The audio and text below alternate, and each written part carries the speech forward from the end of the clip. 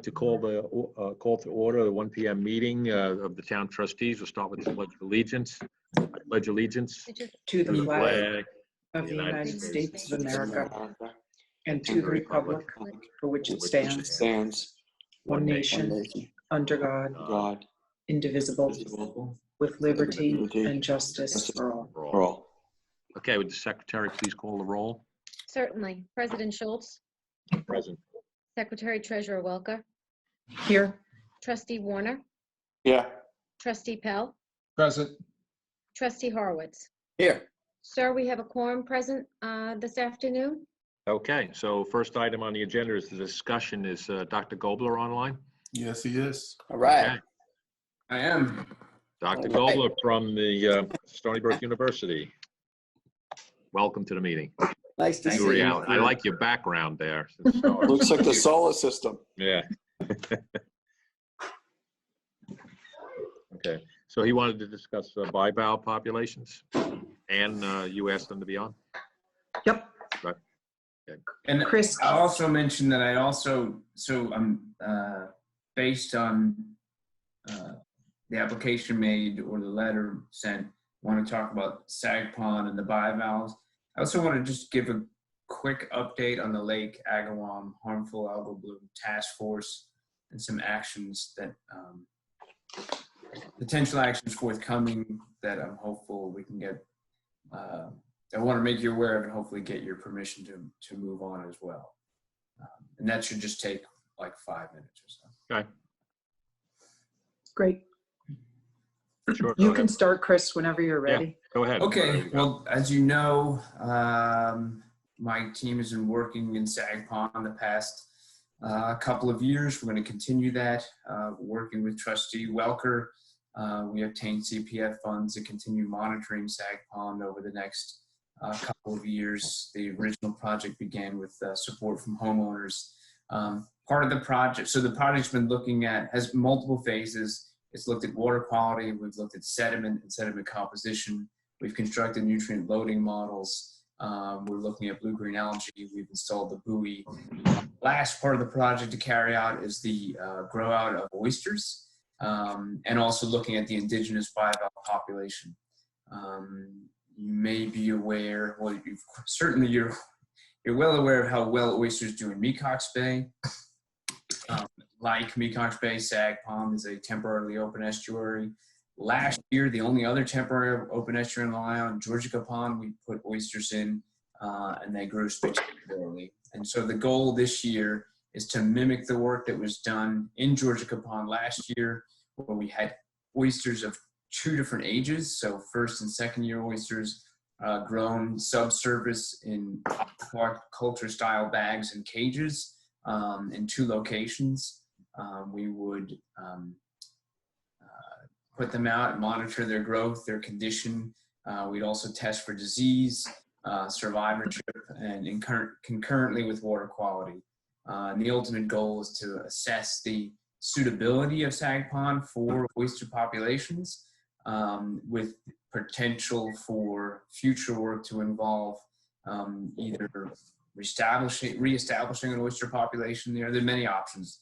A wild population, an oyster reef, oyster aquaculture, or if it looks awful, then none of the above. But this is to understand if oysters can be part of the a restoration tool to be used in Sag Pond.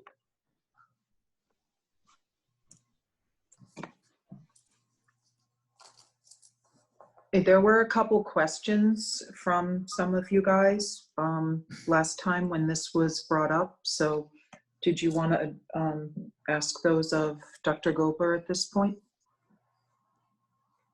I would like to ask him if is there any shellfish that are presently living in there?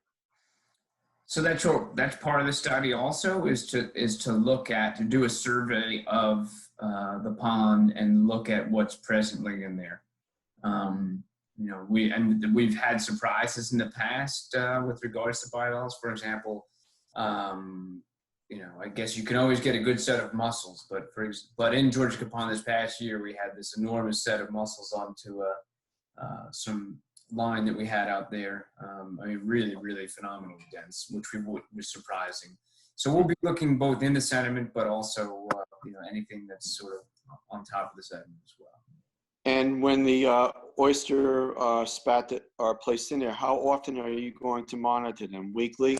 Because the salinity does get very low, sometimes to zero in there.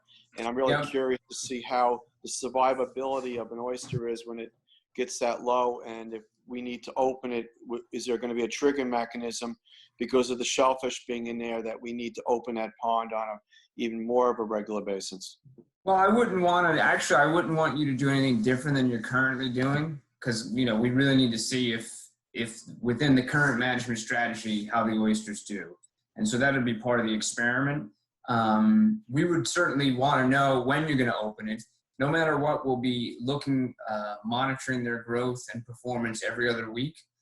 If we did know the cut was going to be open, we would go there that day and the preceding days to make sure that all the oysters stayed subtidal the whole time. Certainly the water level would go down. We'd seek to have all of them in deep locations, but certainly we'd want to affirm that after an opening. And would it be all south of the bridge, or would they be randomly placed? So the thought was to have a location south of the bridge near where we have the buoy, which is in sort of the southeast corner. And then another one that would be up closer by the bridge, in fact, because to assess if the difference in salinity once it's open has any effect on their performance. Okay.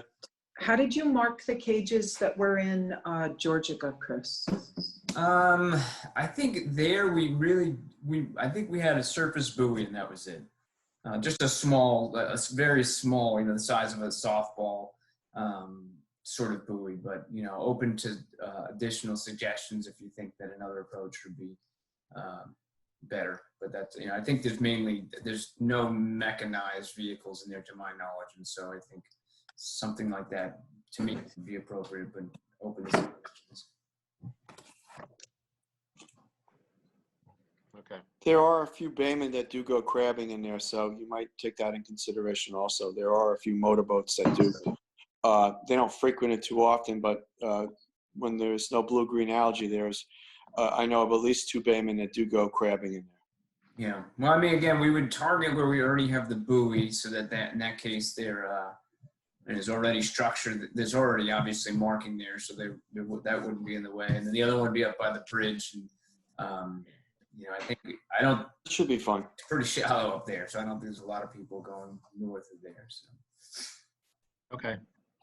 Yeah, but I do think the final comment would be, I think, exciting opportunity, to see how, if there's any prospects for having an oyster population in Sag Pond like there is in Mecox with a little bit of kickstart.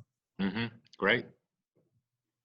I think it would be really helpful for us because it would give us another reason to be able to open the cut during the plover season if you were successful. Sure. Right. Yeah. Right. And I think, that's a good point. Yep. Agreed. Totally. So thanks, Chris. Good project. Great. Thank you. And so on the Lake Agawam front, if you're up for it, I have a couple of some slides I put together just about the two. Essentially, there's 2 mitigation projects that came out of the harmful algal bloom task force that the trustees were part of. That was presented to you, I believe, in early February. And so now is the time to get, and I've been talking with the DEC about 2 of those approaches. And they're ready to move forward with those and move forward. But certainly any activity needs to be approved by the trustees. So if you're up for it, again, just a few slides just to remind you of the approaches, and then we can have maybe a brief discussion and then consider what the next steps would be from your end. Is that all right? Yeah, well, Chris, we were planning on having a joint meeting with the village trustees, so we're just finalizing the details on that within maybe like the next week or 2. Okay, yeah. Right, so we can present it to the public too. So it'd be good to see where you're coming from right now, so we can be educated. All right, so if you're all up for it, then is it okay if I share my screen, just show those slides real quick? Yeah, it's fine. With me. Sure. Okay, Yeah. let's see how it goes. Okay. Can you see that? Yes. Yep. Okay, and so let me try this and this. That's a pretty green lake. Okay, yes. So Pretty green lawns too, right around it. Yeah. yeah. This picture was taken by Tim Corwin from his light Wow. tower, I think, if I'm not mistaken, I think last summer. So just way of quick intro with regards to HABs and Lake Agawam. We're all familiar with why we want to mitigate them because of the human health effects. We know the long history of blue-green algae in Lake Agawam and recognizing types of blooms they have there. In most years, the blooms in Lake Agawam are more extensive than almost anywhere else in New York State. This is showing the top 10 extensive blooms in New York State. So obviously, this is something we want to be able to address. We all know that the best way to address this issue is watershed management. So reduce nutrient loads, reduce the amount of nitrogen and phosphorus coming from fertilizer and from wastewater. And that's, thankfully, that's part of the Harmful Algal Bloom Task Force plan, and that's happening, and I'm very encouraged by all of that. But at the same time, these blooms are so intense, as you can see from this and the other photos and from the data, that there's the desire to try to take immediate action to mitigate the blooms today while we set up the lake for having fewer blooms in the future via the nutrient mitigation. The way this is often done with regards to the blooms is disruption of the blue-green algae, either biological controls or chemical controls. In New York State, the most common way to combat blue-green algae, and this is just by DEC data, is the use of copper sulfate. But this is not really an ideal approach. It's toxic to blue-green algae, but also everything else.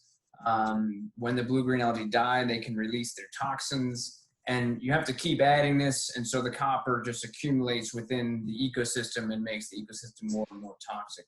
Mhm. So one of the potential approaches for Lake Agawam, again, as a short-term measure, not while we're concurrently addressing the long-term issues of nutrient loading, is hydrogen peroxide.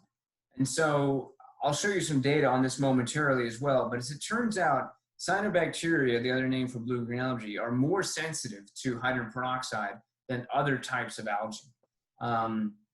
Hydrogen peroxide can also break down the toxins that are associated with these blooms, and it decomposes very quickly. So it's only present in the water for a few hours, and its byproducts are water and oxygen. So unlike copper sulfate that continues to accumulate in the ecosystem, this is only there for a short period of time. My lab's actually been doing work on hydrogen peroxide in multiple ways over the past several years. We've done these sorts of bottle experiments, collecting water from places including Lake Agawam. And then on the Stony Brook campus, there's a place called Roth Pond that can give Lake Agawam a run for its money when it comes to blue-green algae. And we've conducted experiments there, were both called mesocosm experiments, so floating containers within the system, but also whole ecosystem experiments. In experiments we've done with Lake Agawam, sometimes a picture is worth 1,000 words. Here's an experiment where we took water. This is the start of the experiment, and then this is the end. This bottle had nothing done to it. These two bottles had 2 and 4 milligrams per liter of hydrogen peroxide, and you can see that they cleared up very nicely in that short period of time. This is a matter of just a few days. And then looking what was in the water, this I think the last data slide on this, what we're looking at is before or the control and then the treatment of the blue-green algae or cyanobacteria, green algae, and brown algae. So you can see in the control, you have the persistence of the blue-green algae and green algae, but when you add the hydrogen peroxide, the levels of the blue-green algae go down, and then the levels of the other types of algae go up. In fact, these brown algae went from being undetectable in the one level to being at a fairly high level in the other level. So we did many experiments with this, and most times the cyanobacteria significantly increase, the green algae, decrease. The green algae significantly increase, and the brown algae increase as well. And so just on the hydrogen peroxide front, I have one more thing to show after this. It inhibits the cyanobacteria, promotes the other types of algae. It didn't fully eliminate the cyanobacteria, however. There were still some left. And so the one conclusion of the studies we've done to date is that the hydrogen peroxide alone in a system like Lake Agawam is not going to, there's no doubt that it will reduce the blue-green algae, but on its own, the conclusions from our studies, this was a student's master's thesis, is that in a system like Lake Agawam, that alone will give you a reduction, but won't get you where you want to be. And so as part of the harmful algal bloom task force, DEC had put forth the idea of also looking at something known as ultrasonic technology. This is something, you know, the harmful algal bloom task force that was formed for Lake Agawam is actually part of a whole statewide initiative. I believe it was in 2016, Governor Cuomo passed the harmful algal bloom action plan bill, and that began a statewide initiative. So as part of that, they've been looking at other approaches, and one has been ultrasonic devices. And so here's an image, and again, image is worth 1,000 words. I can't speak to the veracity of this image because it's from the company.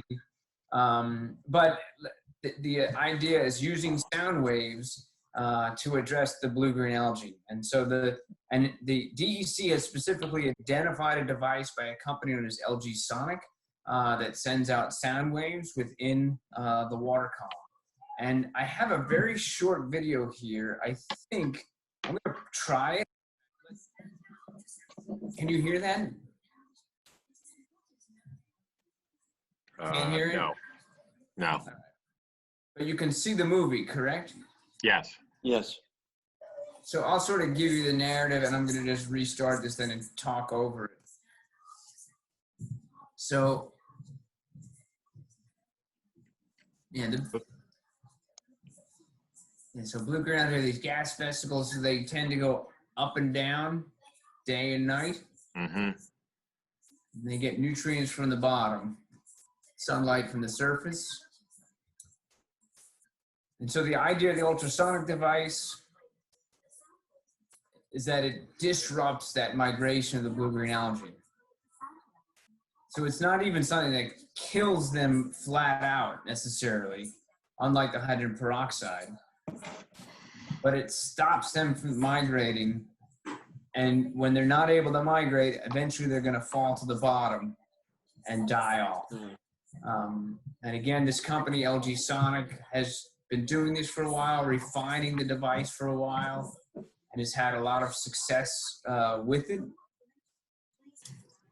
I actually met with their chief technology officer, who's actually from the Netherlands. And so believe it or not, this device, not only does it put out those sound waves, but what it puts out is actually changes over time. So if I go back here, yeah.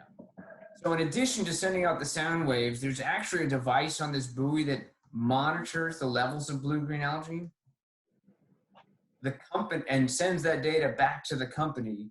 The company actually has an algorithm that can adjust both the intensity and types of sound waves put out by this device. And so if a bloom is getting more intense, they'll actually modulate the sound waves that are going out there. And they found that that approach is significantly more effective than just putting out a singular sound wave for the entire season. And so it's putting out sound waves, but they change based on in situ conditions. And again, the last slide here, they've done studies showing that it doesn't affect zooplankton, which are important at the base of the food web. The DEC actually has done testing of this device, and they've stated that it doesn't affect fish populations as well. So, you know, I personally don't have a lot of any experience with any of these ultrasonic devices, but in my having spoken enough with the scientists from this company and read about the devices, I think it's worth trying. And the upside is that the DEC is going to purchase from their own budgets 2 of these devices for Lake Agawam for this year. So in my mind, it's worth trying because locally it'll be at no cost. And I think that the device plus the hydrogen peroxide together has a high likelihood or a higher likelihood of showing significant results compared to either one of these individually. And so with that, I have no more slides to say, so I'm gonna. Chris, on these ultrasonic devices, can they be run off of a like a power grid that's a green, like something other than hooking it up to the power grid, the regular power grid, like solar or something like that? Yes, these are actually solar powered.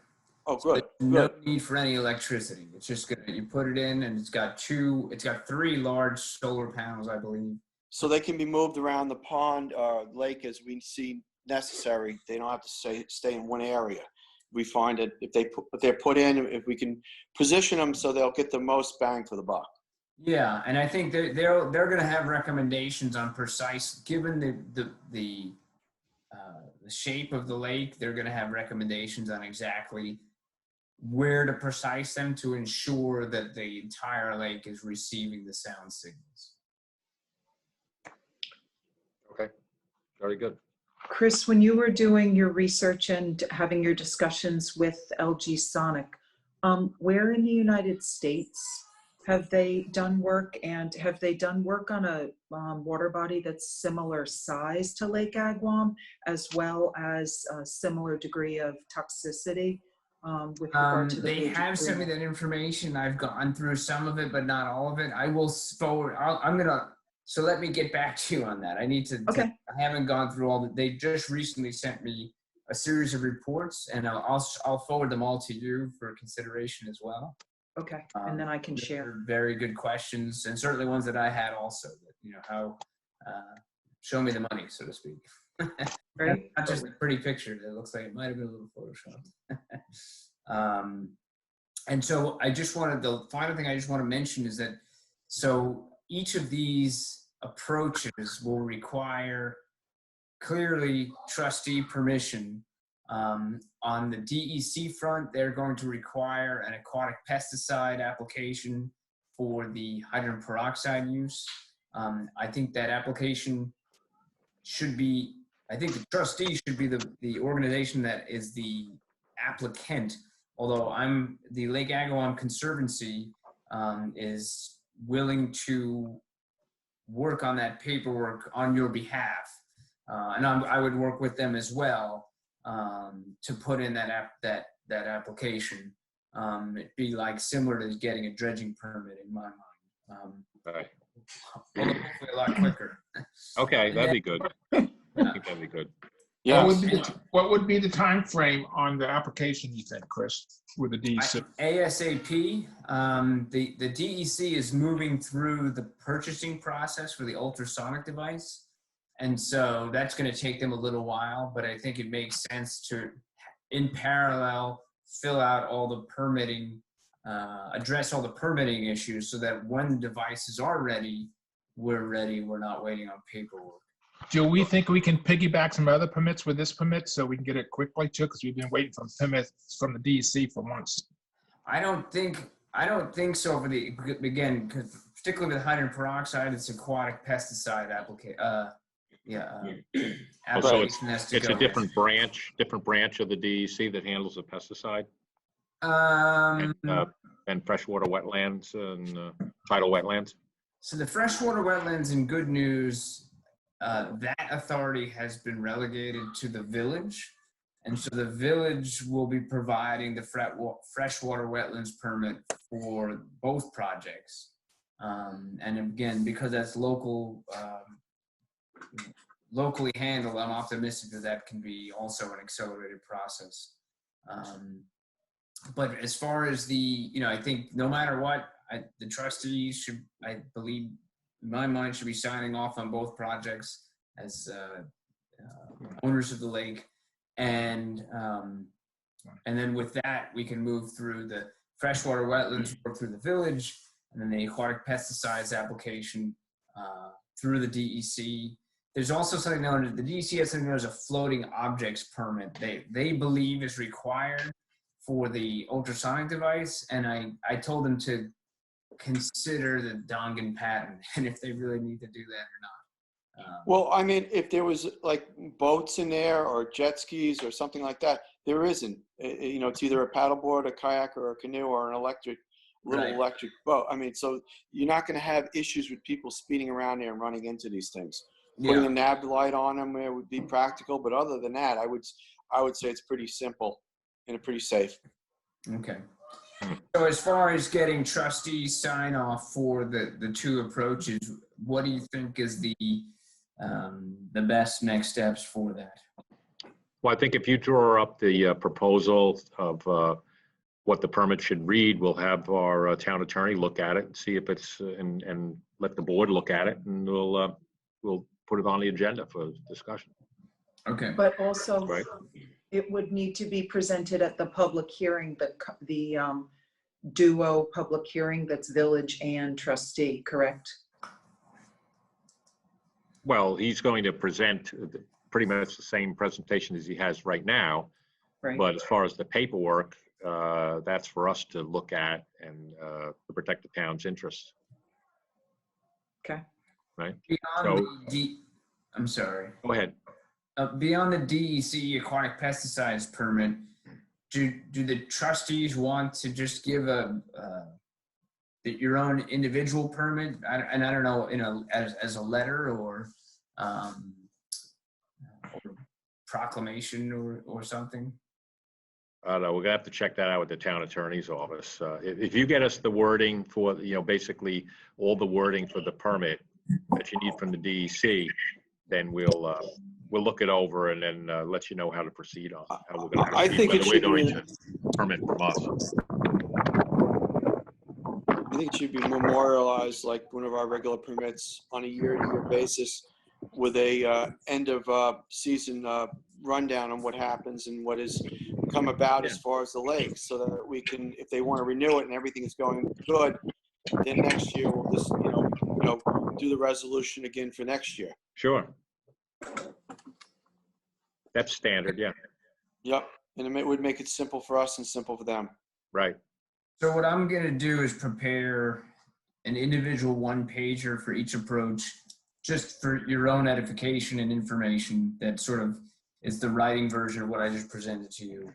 I'm also going to work with the Lake Agawam Conservancy on the permitting front for the aquatic pesticides permit. And as soon as that's done, I'll also forward that to you for consideration.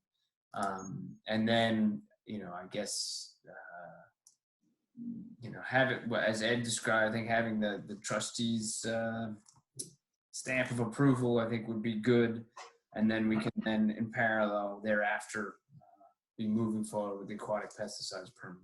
All right, in order for the applications to be submitted to the DEC, you have to have an owner's endorsement on it. So we would have to sign that.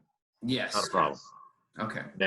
So we'd have to have a resolution from our board authorizing the president to sign that particular authorization for you to go ahead. So that's why we have to have the attorneys involved a little bit. Okay. Jim, did you want to say something? I think I saw Jim Burke pop on. Did you want to say something, Jim? No, actually, yeah, I just kind of jumped in here a little bit later, but if Dr. Goldberg, like I said, if he has a summary of what we're looking to do, we can take a look at that and see, we can review it from our end and kind of take it from there.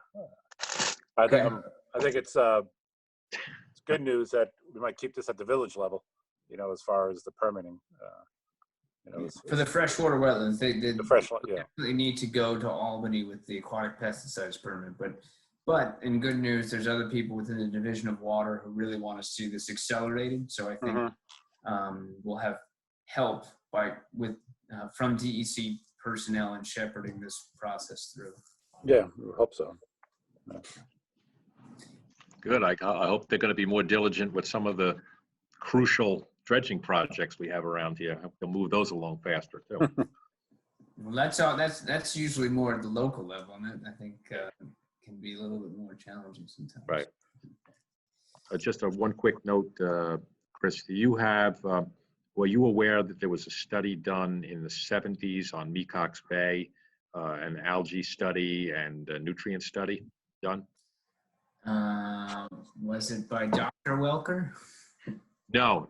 It was from someone that a group of people hired, but I didn't know. I'll forward it to you so you can Okay. use that maybe as a basis of levels. It had bacterial levels. It had algal levels. Everything in it, so you can use that as a reference. I'll forward Great. that. All right, thank you. Okay. So that was it. Chris, you're finished on subjects that you had? Chris, did you want to do just I a am. quick 2 minutes maybe about Marianne Eddy is coming on after you, but if you wanted to do just any like quick rundown Sure. of Sag Harbor water quality monitoring? Yep, sure. Happy to do that. And so in 2018 and 2019, thanks to the help of Marianne Eddy and the Sag Harbor, Village of Sag Harbor, and support from the Southampton Town Trustees and East Hampton Town Trustees and citizens, we performed a water quality study of Sag Harbor Village waters. That study concluded in 2019. We reported out on it at the beginning of this year. We identified the sources of nitrogen, the sources of pathogenic bacteria to the system, and areas of what we call water quality impairment. One of the big, seemed to be the most actionable outcome of the study was the identification of high levels of fecal bacteria in different locations.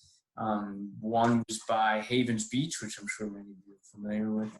Another was within the Sag Harbor, within the harbor itself. And then also somewhat in the Upper Cove as well.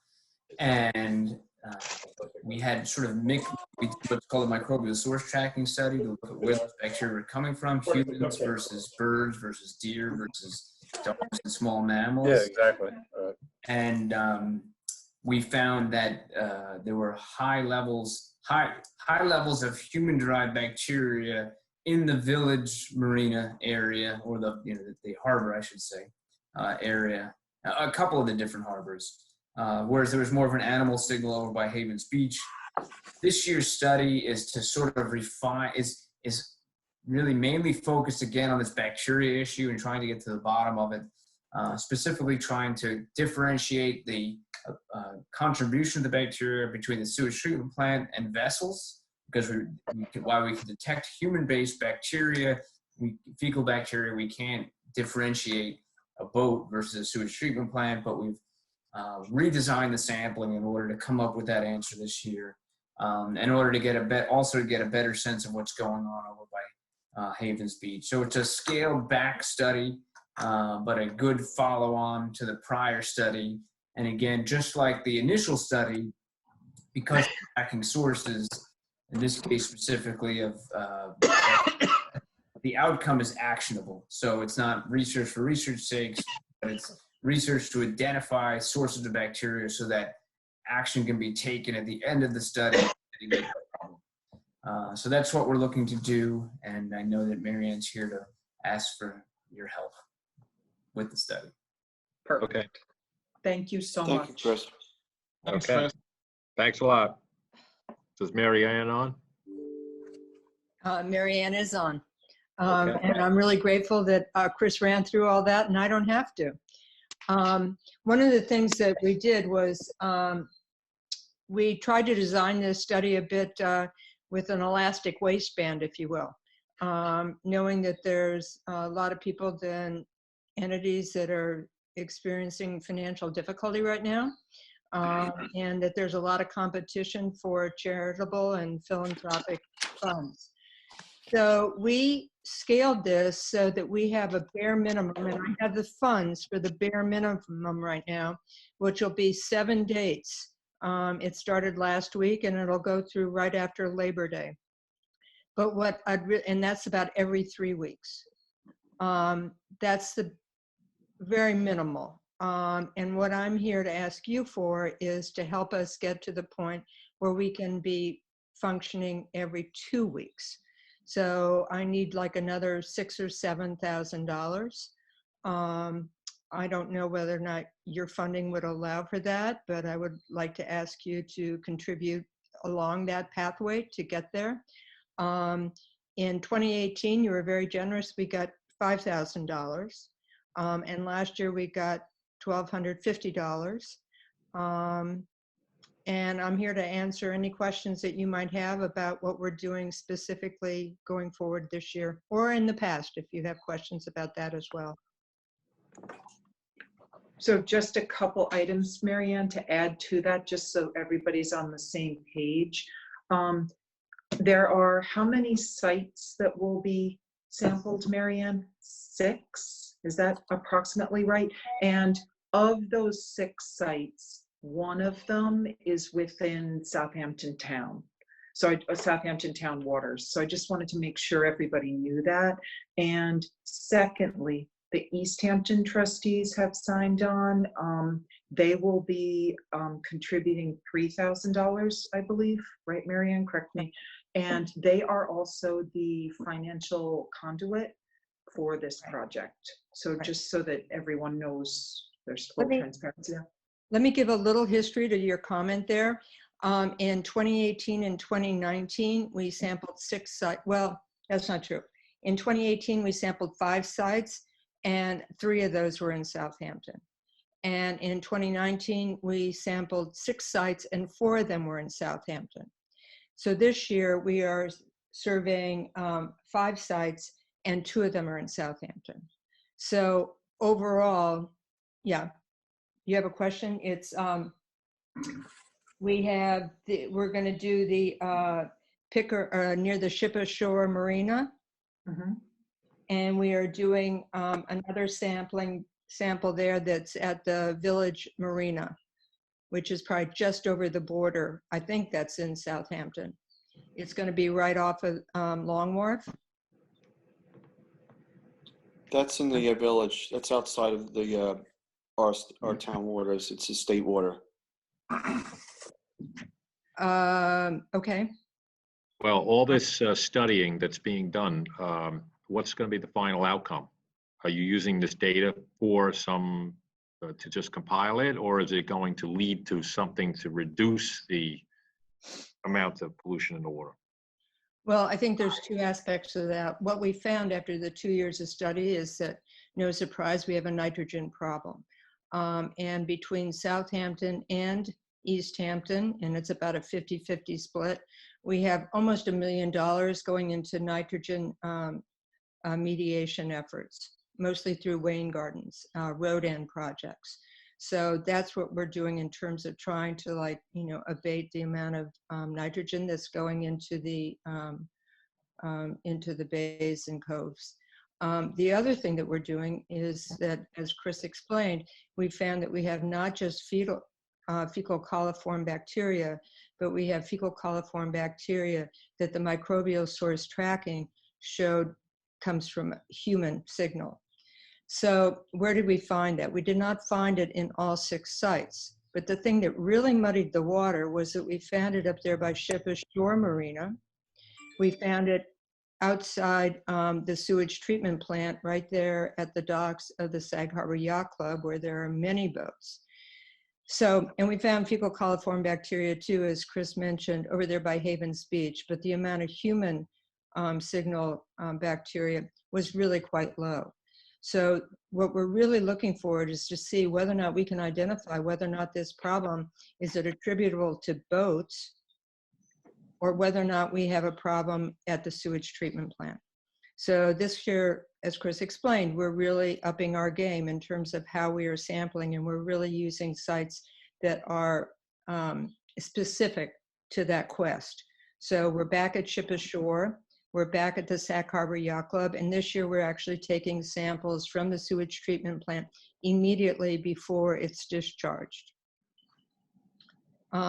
We also, you may or may not be aware, and this is more of an East Hampton thing, is there's that drain that goes from Bay Street down into Sag Harbor Cove. And that's been rerouted, not rerouted, but it's been redone a bit, and importantly, there is a vault that's over there that the wastewater, stormwater goes through before it goes into the bay. And this was designed and executed poorly when it was initially done. That was 5 or 6 years ago. And the sponges that are in, there's these Abdex sponges, which are supposed to clean out the bacteria. They were in a vault that was not accessible.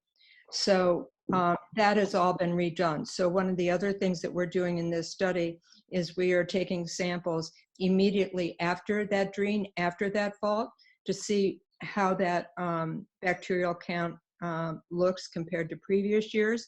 And those sponges have not been put in yet. So we're going to have 2 samples before the sponges are put in, and then we will have samples after the sponges have been put in, starting in July, going through the summer. So I think it'll have a good opportunity to see whether or not those sponges are actually effective. And then we will also take 1 sample, courtesy of Bob Bory, our harbor master, who will be going out and taking a sample from one of the buoys that's just offshore, directly north of where that drain empties into the bay. So actionable, I think it's not really clear what the action is going to be, but I think we have to really identify the problem in the source of where we're getting human fecal coliform bacteria in our waters. And I think that's what this study is really designed to do. This is a sort of a conclusionary type study. Wouldn't you agree, Marianne? That's the best way, so that there can be actionable items derived from these 3 years of testing. Right. Right? I would say so, yes. And I think that's even what Chris just said. You know, this is really a matter of giving us the basis, because, you know, up until now, it's been a lot of finger pointing. And a lot of people that want to say that the sewage treatment plant is, you know, dumping waste into the water. You know, there's some people who have maintained that. Well, we need to really get to the bottom of that. Even though the DEC, you know, rigorously goes through and samples it, and we're all within those guidelines, we still need to really nail this down. So that's what we're doing. So, you know, our base amount, when you do this study, our base amount, which we just got to now, thanks to the East Hampton trustees, thanks to the village, thanks to the Sag Harbor Partnership, and some other smaller donations, we're now at the point where we can do the microbial source tracking. The microbial source tracking in round numbers is $10,000. So then doing the rest of these sampling, it's about $1,000 a date where we go and we sample. So every time I can come up with another $1,000 gives us another date. And right now we're on an every 3-week schedule. And I think it would be much, last year we did every week. It would be great to get to that point, but I don't know that there's that kind of money out there. You know, I'm sort of going to raise the bar in a step-like fashion. So right now I'm going to try to find another $6,000 so that we can do it every other week. And okay. I think we have to discuss this a bit and see what if we're on board for it. I think that given that there have been 2 years of studies done and that this would be the final year and looking to make a difference in the quality of the water in Sag Harbor, that it would be great if the trustees could contribute this year, but we'll have to discuss it, Marianne. We aren't prepared to make any sort of decision today. okay, thank you. I will add, though, if I may add, you know, just to add on to what Ann said. I mean, since we did invest in this project, you know, for the prior couple of years, and this is kind of towards the end, I mean, it would make sense to help see it through fruition and see exactly, you know, what it is that can be done. So I kind of think that walking away from it right now is probably the wrong thing to do. Thank you. You know, we've been involved, you know, this far. And, Right. you know, we're mindful of the budgeting. Obviously, the trustees are a very strained organization with a tremendous amount of responsibility. But, you know, you don't want to see the investment that we've already made, you know, into this project go bad. So I would just, you know, put that out there, you know, seeing as though we're nearing the end of this thing. And again, we have to be mindful, you know, budgetary wise for the trustees. So there you go. Thank you. I think it's a really good project that we've undertaken here, 3 years of water testing. because I've had several conversations with Bob Worry about dredging the channel into past the bridge up to the, Ricky Pickering's boatyard up there. And being that that's one of the hot spots as far as testing and poor water quality, I think this could give us a good talking point with the county and the state to get a dredging permit for that channel that goes in there in order to, get more tidal flow and more water circulating.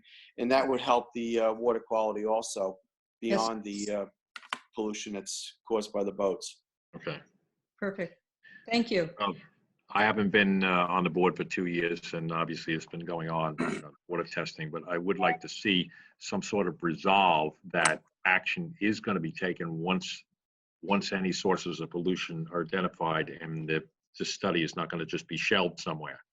I'd like some assurances that, the village is going to address, if they find out that the sewage plant is contributing to this, is that they're going to take some action. That the data that is being compiled is going to be used to actually get some projects done. Well, I think we have a very good history in water quality.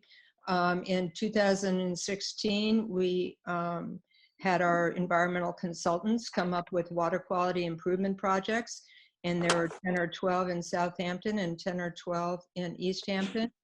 And all of those that turned out to be actually doable, almost all of them are in the process of being done. So it is not our habit to undertake expensive studies and then put them on. I think we're very proactive, and I think we have a good reputation in water quality circles for making things happen.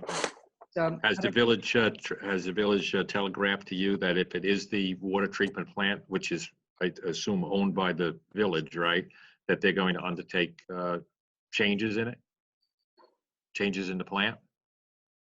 I haven't specifically asked that question, but they're very interested in knowing what the answer is.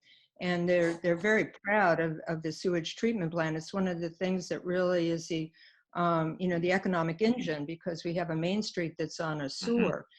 It's something that we're doing some studies now to expand it, just in terms of the, curbing the amount of nitrogen that's going into the bays and coves. The best way to do that is if we can expand our sewer system. So I've never asked that question directly. I've always assumed that's the case, because the sewer plant is very much of interest in the village. And there would be no point in, extending the sewer system if we have something that's dumping fecal coliform bacteria from human sources into the water. So you'd be looking for an upgrade on the sewage treatment plant, not an expansion more. I don't want to put any words in anybody's mouth. Not me. I think if we find that the source of the human coliform bacteria that's found there by the Sag Harbor Yacht Club is coming from the sewage treatment plant, then I think it's a matter of working with the DEC and engineers to find out what's happening in terms of the process of what's going on there, because the sewage treatment plant itself is not exactly magical. It's a pretty basic kind of process. So if we're doing something wrong, then we need to get down and really examine what it is that's going on that's wrong. And I think that would be working with Cameron, which is our engineer. But on the other hand, the thing that really muddied the water is that the last study, when we did the microbial source tracking, we also found human coliform bacteria up at the Shippenshaw Marina. So that's what really opened the question as to, well, is this a sewage treatment plant, or is this in fact boats that aren't doing, best practices in terms of. Right. Well, I mean, we do run a very good, pump out boat system down there. So, I mean, historically, we've taken more effluent out of that area than the whole entire town. So I think, the trustees have done their part. So maybe we have to, broadcast it around a little bit more that people should, not discharge into the, open discharge. That's the problem. You got to have the Y valves on the older vessels set in the right direction so that it doesn't go straight overboard and that it goes into the holding tank. So on the older vessels with the Y valves, they perhaps are left in the overboard discharge position, which, could could create that situation as opposed to being left in the position to go to the holding tank so that our boats can take the effluent and get rid of it. So who knows? Exactly. Okay. Okay. Mary Ann, thank you so much for your time and being willing to do this, to come on board with us today. And we'll be back in touch with you. All right, good. Thank you so Okay, much. thanks for a your lot. interest. Thank you. Bye. Thanks a lot for coming. Thank you. Okay. Go into the regular part of the meeting. First item on the agenda is the public hearing for Steve Malcolmson at 72 Far Pond Road. Going to open that public hearing, and I'm going to make a motion to adjourn this to the meeting of September 1st. No, Because September things 2nd. have leveled off there. September 2nd, Eric, but September 2nd. Yes, you need to Second. open the hearing first, please. I did. I'll give you Okay, the second. I'll You need a second. second. Okay, all in favor? Ed, you're seconding that? Yes. Okay, sorry, I couldn't hear. Okay, Okay, and then you have a motion to adjourn on the floor? yes. Second. All in favor? Aye. All right. Aye. Okay, carried. Public portion, do we have anybody that has comments today? If there is anyone, you can unmute your mic and speak. There are a few people. They might be the consultants. Anybody other than a consultant or a permit expediter that wishes to speak in public portion? Okay, and as always, written comments are appreciated if the public wants to speak to us. So applications for permits, the Board of Trustees hereby waive public hearings on the following applications because it's been determined that the following projects do not raise a significant degree of public interest or public input is not needed to aid in the decision-making process. First item on the agenda is Trustee Resolution 2020-87. That's the application of Stuart Moskowitz, 26 Ringneck Road. It was discussed last week. It's on the Spionk River. Make a motion that it be approved. I'll second.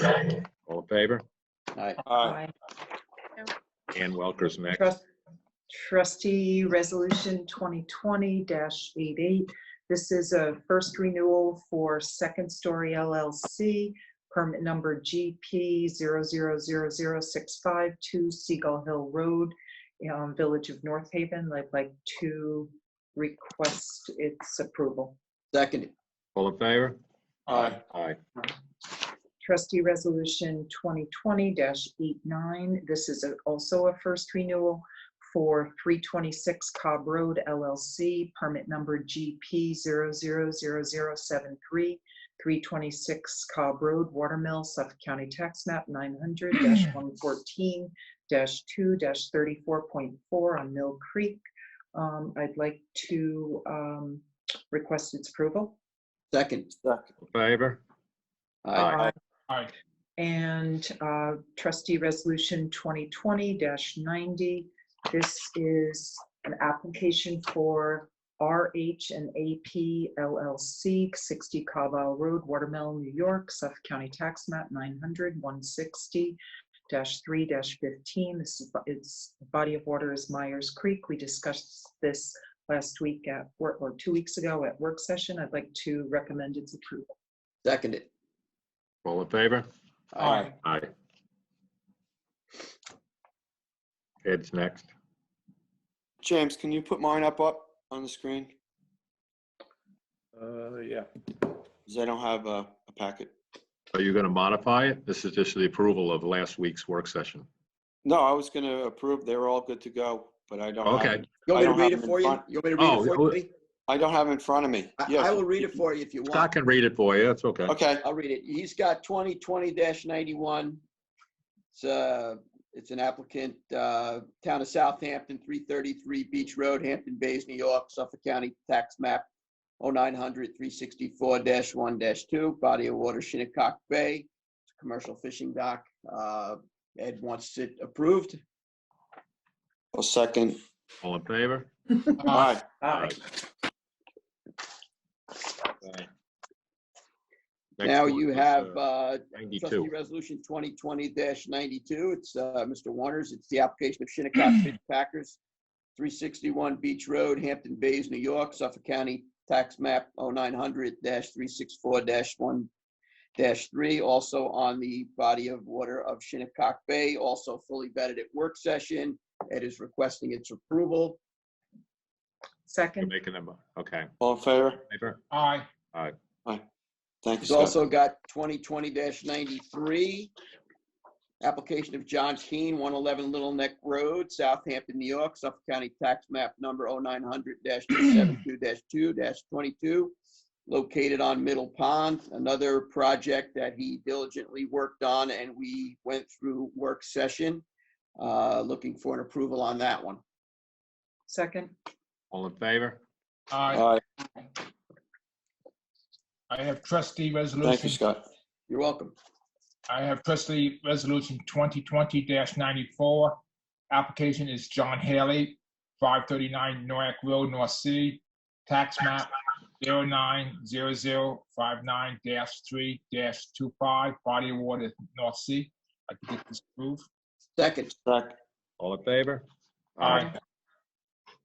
Okay, I have 2020-95. It's a modification for GP 000118, the Wayne C. Walter Revocable Trust, 3 Duckwood Court, Hampton Bays. The board diligently worked on this at our last work session, and it met all Blue Book regulations. I recommend its approval at this time. Second. All in favor? Aye. Aye. Aye. I have trustee resolution 2020-96. This is an application for the Shinnecock Shores Association at the south end of Marlin Road in East Quogue. Tax map 0900-365-1-1. I recommend this approval. Second. All in favor? Aye. Okay. So trustee resolution 2020-97, this is to authorize the further extension of expiration dates for all trustee permits and licenses until June 15th, 2020, effective immediately. As this is to facilitate our staff to handle the e-permitting, and also since the town hall is closed, if someone has a problem, they can't come into town hall to discuss it. So this is to extend everything out to June 15th. Hey, Eric, Yes. could you explain what permits, like if it's the 4-wheel drive permit, beach permit? All permits that are issued by the trustees, 4-wheel drives, your dock permits, mooring permits, anything that has an expiration date on the trustees permit, would go out to June 15th. So everything, if you have a 4-wheel drive or a ramp permit from last year, it's still good till June 15th. And the commercial shellfishing too. Sure, everything. Okay. Right. Good.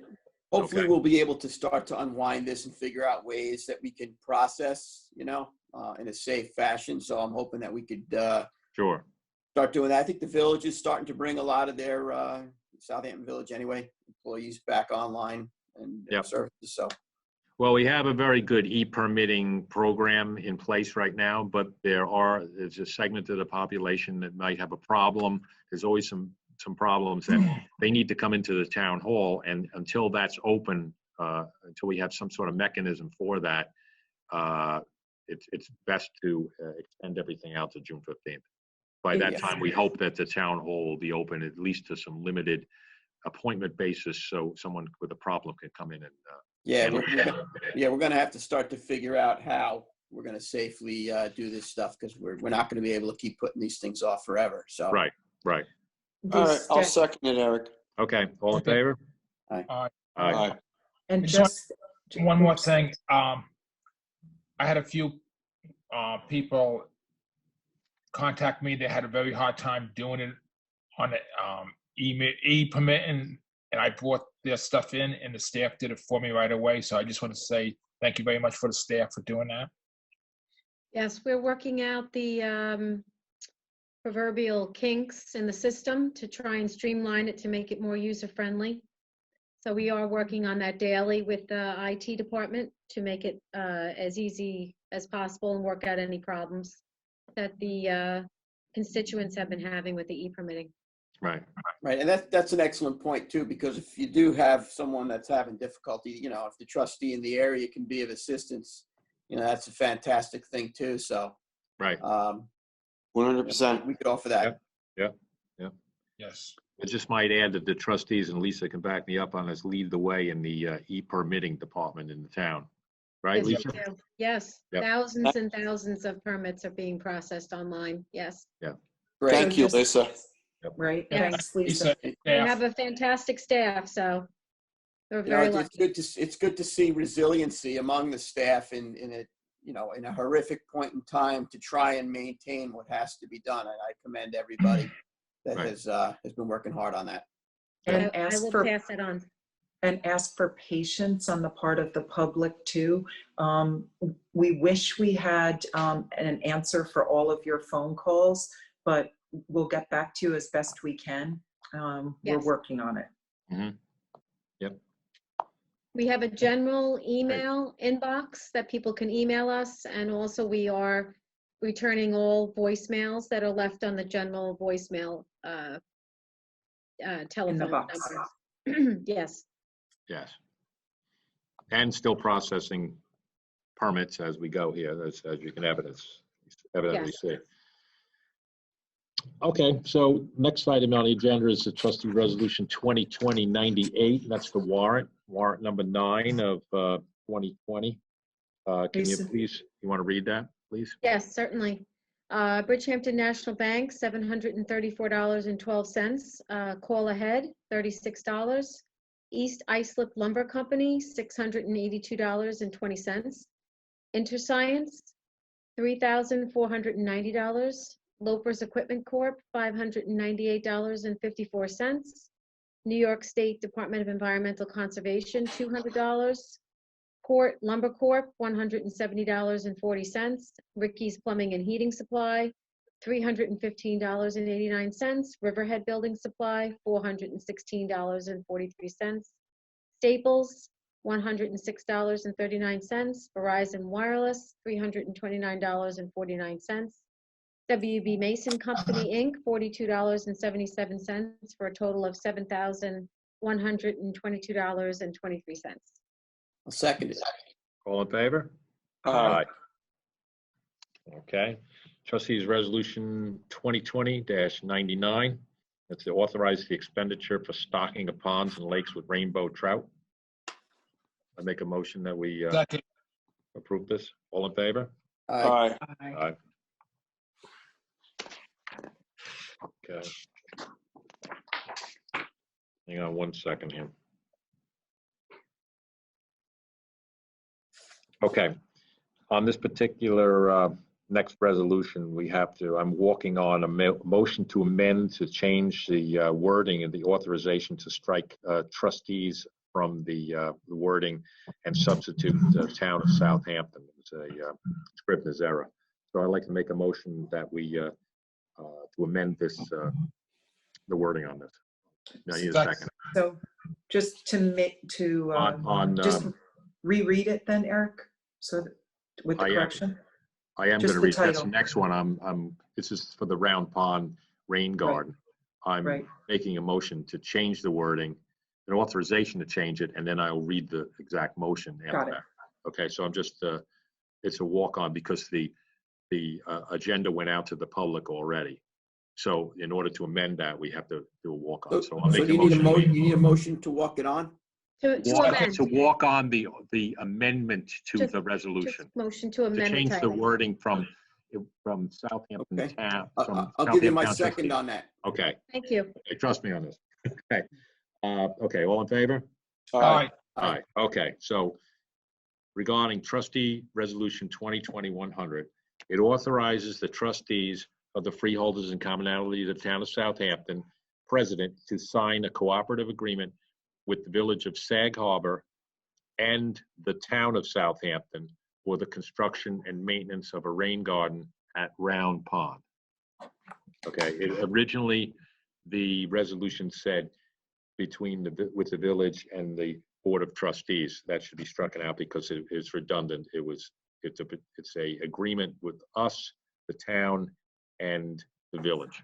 And we've been working on this a long time. And, you know, I'd like to thank former trustee Bruce Stafford for, you know, continuing on with this, and also Dayton. It's a very important project, and there's a lot of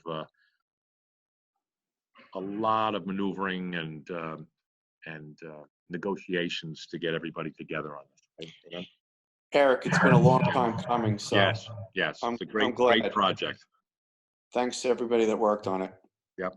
Is there any other changes in the body of this? No, it was just the top with the body's correct?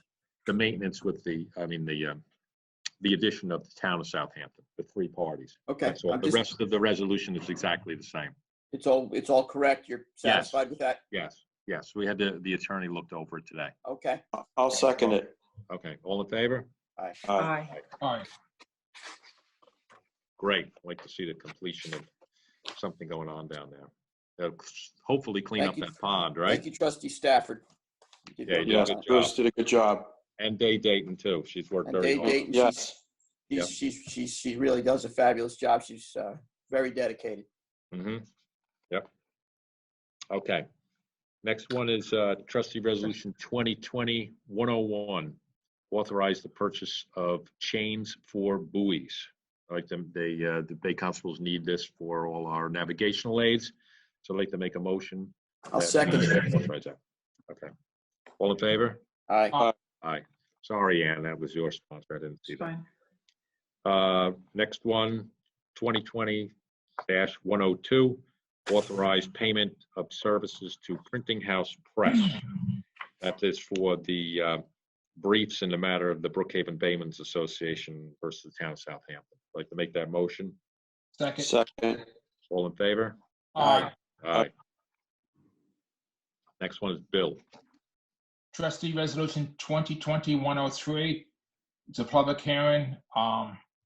Notice of public hearing to consider amending Article V42, the use of trustee dock and basin, commercial fish basin on Road H, rules and regulations for the management and producing of the water of the town of Southampton in order to manage the product of the water of the town of Southampton.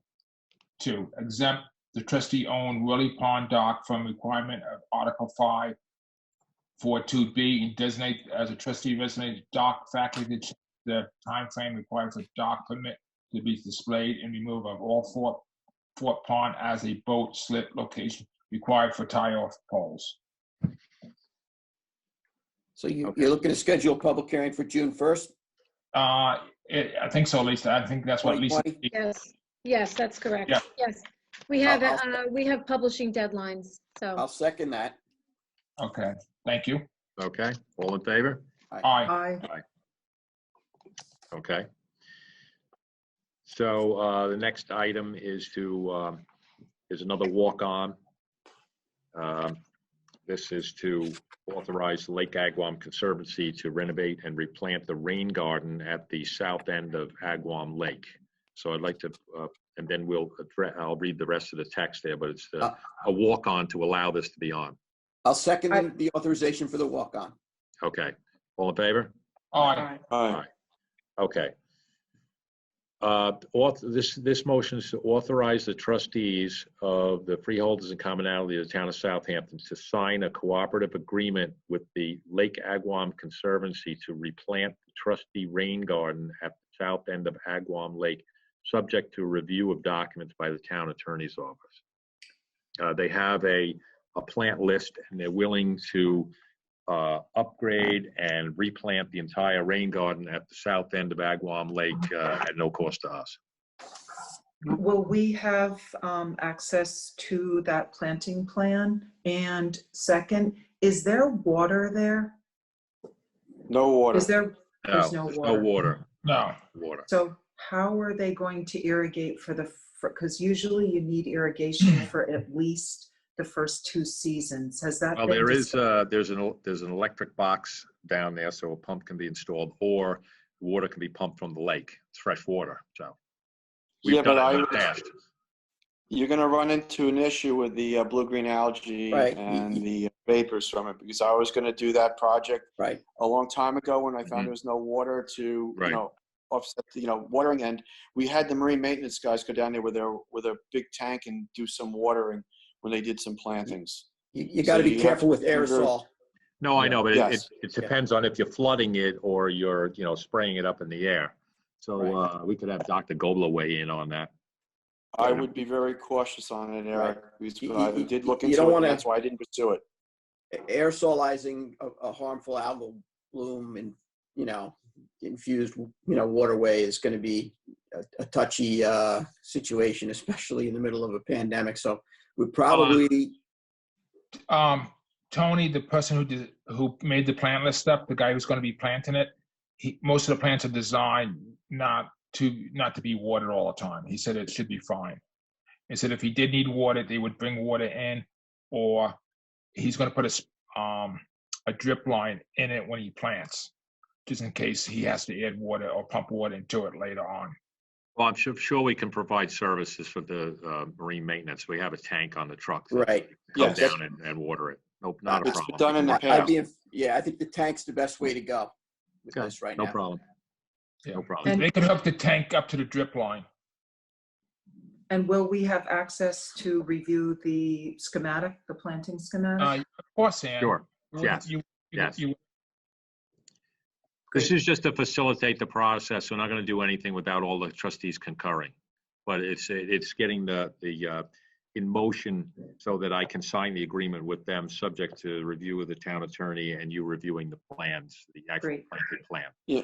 Okay. I do have one other question. We have been hiring a company to do the pruning and maintenance of spring and fall down there, and Right. monthly. Right. We want to continue that, or wait until they plant and then look at it? The guy who's planting it wants to do it because the plants underneath guaranteed. Because It'd be cheaper than what we're paying now. Ed, maybe there's somewhere else where that company could be repurposed so as not to take away their work. Mm-hmm. We have Well, to we think gotta- about that and talk We about got to that. watch the budget of the trustees, right?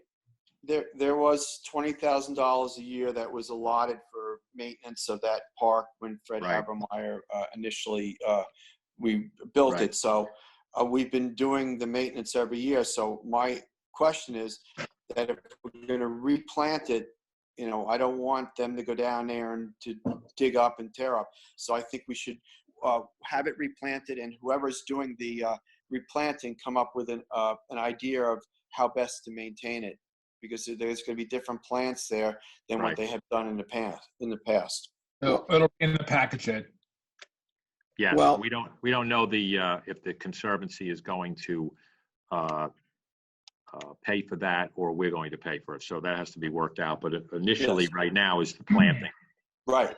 And as Well- far as we're concerned, we would technically still we haven't renewed the contract for the people that were working there last year. So that's Correct. so we can still talk about that. They might be able to do it. I don't know yet. But We the- need, Initially, but we're working on a things have to be planted soon. right. Well, we need to remain we need to remain, in the budgetary guidelines. And I think we also need to make sure that we're respecting the procurement procedures. So, whatever it is that we do, we got to be mindful of those two aspects, correct? Oh yeah, that's for the maintenance, but this is going to be no cost to us as far as the No, planting goes. No, I get you. But when we're talking about the stuff that we're hiring and we're paying for, we just need to make sure that we stay Right. in that protocol to protect the Exactly. taxpayer and protect the board. Exactly. Which we did. Right. We did each time Right. we hired this company. Right. Right. Also, rain gardens, it's great that Lake Agawam Conservancy is installing them, but in order for rain gardens to work effectively, they need to be maintained every year. So whether Lake Agawam Conservancy maintains them going forward, or whether but that's a crucial part of the initial contract is the maintenance on an ongoing basis, on a yearly basis. Mm-hmm. Right. So All right, we'll be so- forwarding all the planting lists and the plans to you guys next day or two. Okay, Great. And the paperwork for the initial contract. Right, right. Great, And the attorney's office, so they'll give them a couple of days to look at it there. great. Okay. Thank you. Are we at the end of general here, or are we moving into work session? Oh, yeah, topic? well, we have something else too that Lisa asked me to walk on.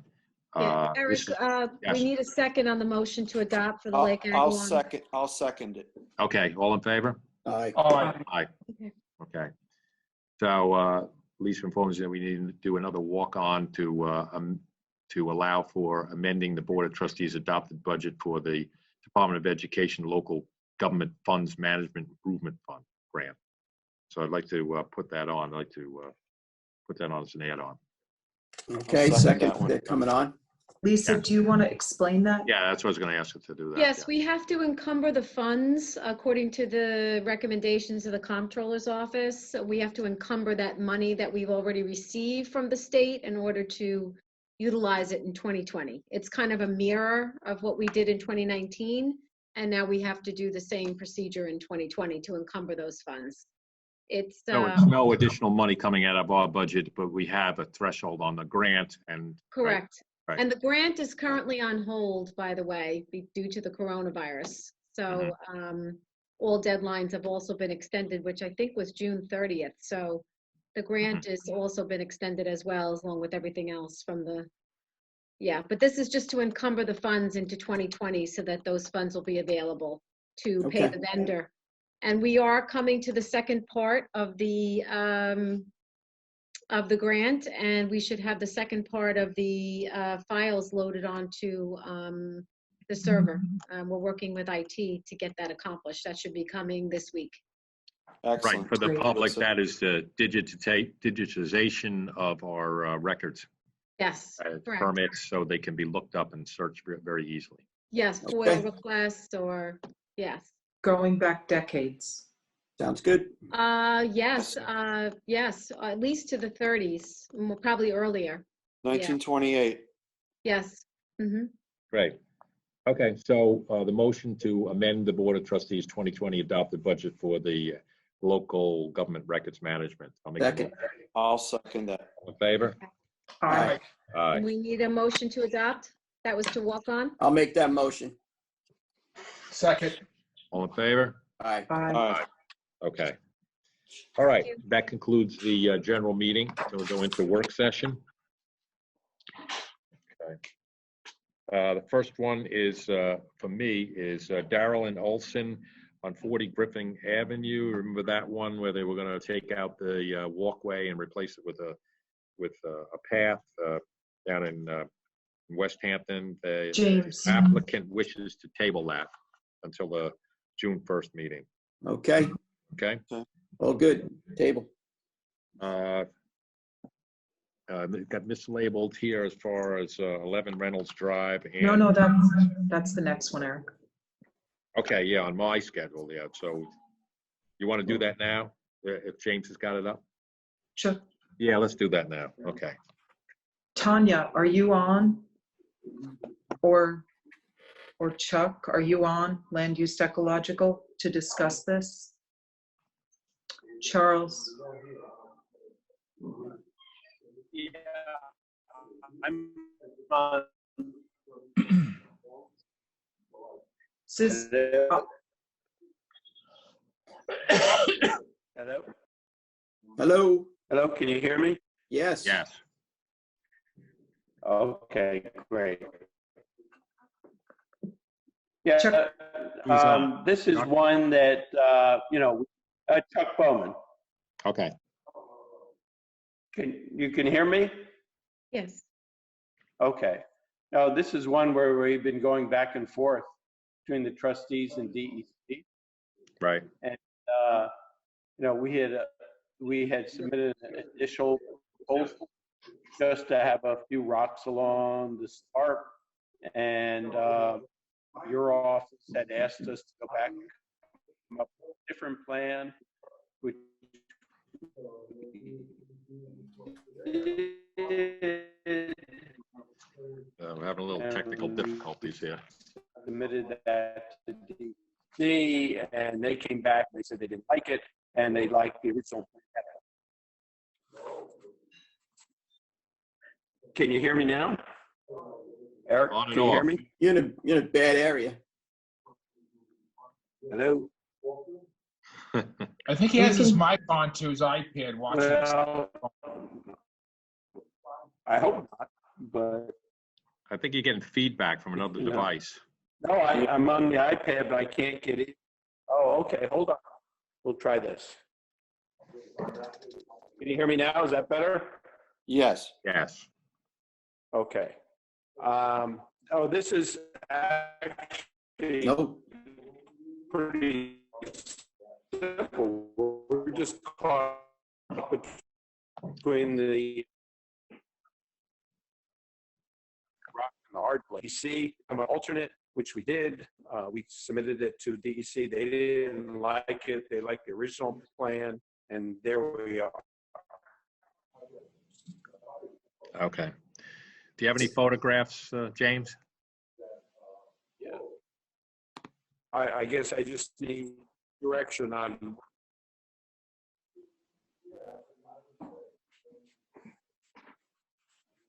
Okay.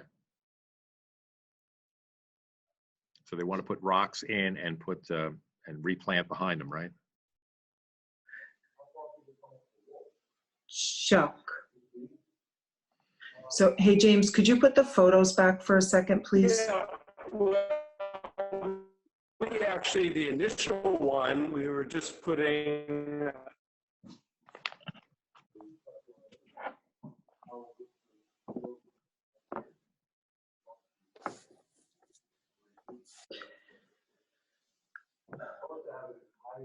I can't hear him. Yeah. He's got to So, clear up his technology issue. The initial.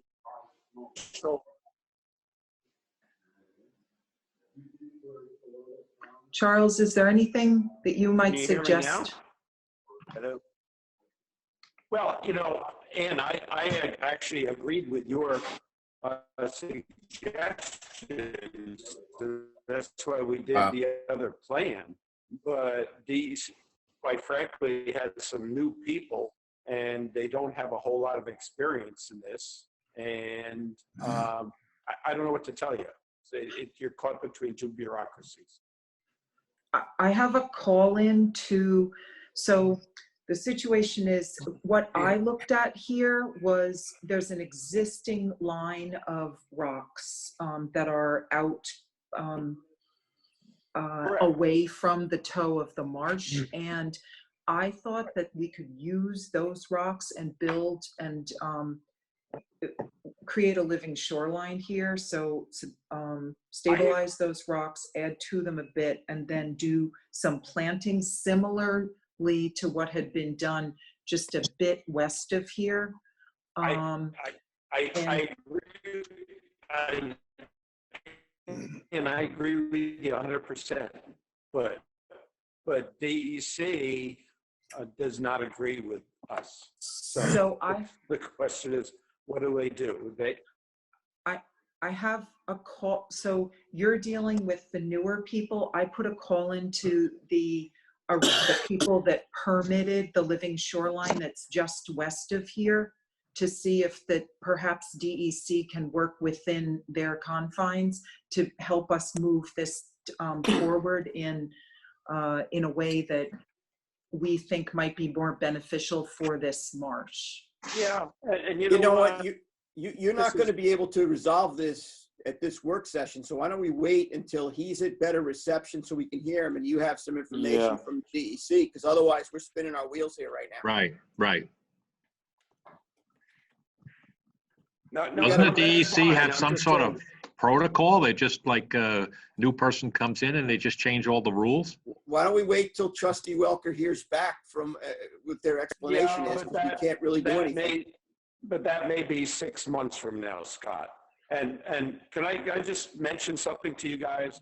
I think we just sent you the permits DEC issued for Sunset, Scott. You know that the living shoreline down there. I'm getting every other word from him. They were giving us a hard time. We actually had to go to Albany. Albany told them to issue the permit. Where's this, Sunset Avenue in East Quogue? Can you hear me better now? Yes. Yes, Yeah, yeah, and they just issued the permits, but we had to go through Albany to get them to override the new people's objections to it. It's crazy. I'll just be honest with you. I mean, it's a living shoreline project, so. Scott, you're up on that one at Sunset Avenue? Well, we met. We've been down there at Sunset. It's a nice project. That's not on the agenda for today. That's No, I understand that. I want to talk to you about that later because I know from when those rocks initially were put in that day. So I'd like to know. Yeah, no, that's I have a long history on that project. That's all working out very well as a living shoreline project over Right. there. He's trying to, No, it is. But the point I'm trying to make is DEC had, the new people there had all these crazy suggestions too. They wanted to put a whole line of rocks out in the water and have breakwaters. And, again, we've been doing this a long time, all of us, so I think we do have some expertise too. I'm not saying me and you guys too. So, Right. I don't know what to tell you. Okay. So, Ann, what do you Anyway, want to do? I mean, I have no problem in having Ann talk to Rob Marsh or Drew Walker, but it's just been like forever. And Okay.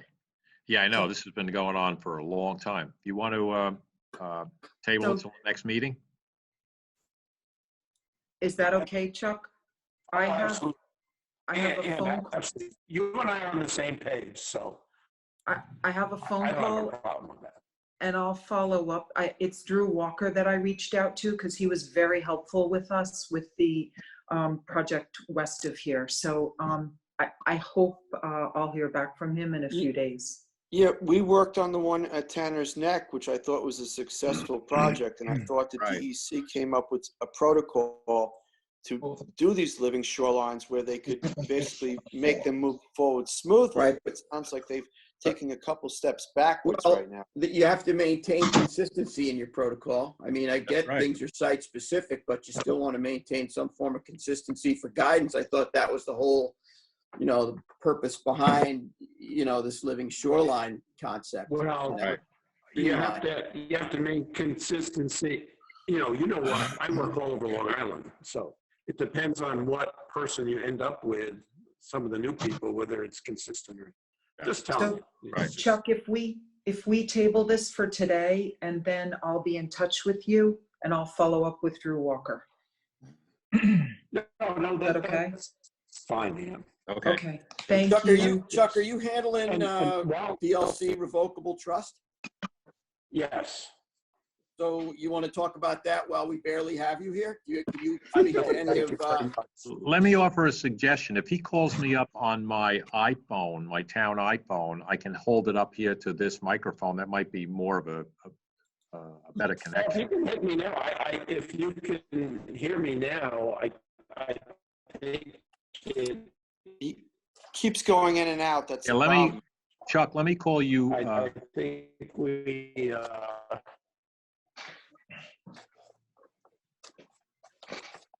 27 Bay Road, correct?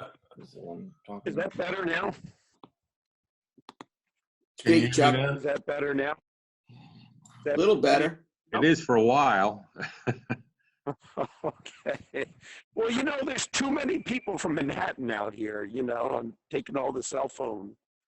All right, well, listen, he's got one while he's here. Okay, go ahead. Go Here, ahead. 27A Bay Road Quag, 4x55 catwalk, elevated 4 foot over vegetated wetlands, 26 inches above mean high water, out to a 3x15 seasonal ramp, a 6x20 seasonal float, perpendicular to the shoreline with a fixed catwalk to be constructed of open grate decking, 8-inch diameter pilings for float stabilization and mooring. And you say? No, I say that I think we meet all the criteria. It drops right off there, Scott. There's really actually pretty deep water. And you're going to chock the float. I think you're at like 20 inches of water at one spot. If I can. Oh, yeah. you know, we could extend it a little bit further, not even. I mean, it drops down. Right. I mean, that it all does meet, as he says. I mean, I don't know what the handrails, I would say, obviously, we like to go with minimal type handrails, not all types of spindles that are going to, stick out like a sore thumb in the environment. So you want to have safety, but you want to be, as reasonable as possible. And then it's just a matter of whether the chocks or you want to move out a little further. James, you have a discussion here? The only thing is the location of where they're putting the dock. Let me pull up. It doesn't really show on the plan, but there's a point on the other side over this area. Let's see. See that point Can you up put a here? measurement on there? We got to make sure we're not. More than a third. Right. That was the only thing that we didn't see, Chuck, was the measurement from the other side. And I think the DEC is going to use a different measurement than we use. Yeah, I know. We did measure it. We're well within the third, but I Well can within put the that third. on the I can put that on the revised plan. I think Yeah, it should could- be on the plan. Yes. I'm okay with you chalking and staying it, keeping it pinched in, because I sense that the DEC is going to have you more pinched into the shore than we will. I'm fine with that. It's up to Yeah. the Yeah, board. if you pull the boat in bow first and the water's deeper on the Right, well- stern of it, it'll be fine. I think it's Oh, no, fine. it drops right off. It's amazing how much water's there, actually. So the question is, do you want to advance this pending him sending in a revised coverage, revised paperwork showing the measurement to the opposite shoreline, or do you want to hold him? Yeah, I'll send it in if I have a say about it. That's easy to do. No problem. What do my colleagues feel is the Yes, I appropriate feel fine. that'd be another tool that we can use. Yep, that's good. Yep. action? Okay, All righty. So you're going to All right. advance this, Scott? I would advance it. He's got to send in his paperwork. Right. As long as the board is okay with it, it's I'm good with it, location and Scott. whatnot. Okay. That's good. All right, so, Okay. All right, guys. So, I'm sorry for the bad reception. okay. Next time. Yeah, we'll work it out next time. Okay. I'll be in touch. Okay, thanks, Ann. Okay, Charles, is First Coastal, any representatives from First Coastal on waiting to talk? On Stephen Wax? Hey, We're doing 38 basket neck. Billy Mack here. Oh, no, yes. Billy Mack, hello, Billy Mack. What's up, guys? How's everybody doing? Good, How are you, buddy? good. Good. Nice to see y'all. Okay, You too. we're gonna go over 38 Basket Neck Lane. Okay. So the first seems to be some other interference on the line. Okay. Install a boat lift with 16,000 pound lift capacity. Install two 12 by 30 Hard piles. Utilize existing utilizing the 4 piles. And then they want to reconstruct the bulkhead, existing bulkhead, and increase the top elevation by 18 inches and put 200 cubic yards of clean, compatible backfill land with the bulkhead, no treated materials to be used. Boat lifts in this area are common. They're allowed in this area. It's basically the character of the area. It's not increasing any nonconformity. James, if you can bring up the pictures, as you can see on the pictures, the boat lifts. I mean, the height of the bulkhead on the adjoining property is much higher than this particular bulkhead. So it's a tremendous fetch in this area. I'm very familiar with it, and I think it's appropriate to raise it 18 inches. Yeah, I see that. Yeah, I think I'd be okay with that. Mm-hmm. And Ed, as you know, you can see from the picture on the top left there, it's and also all the other pictures, it's routine in this area. Yep. This is a boat lift area.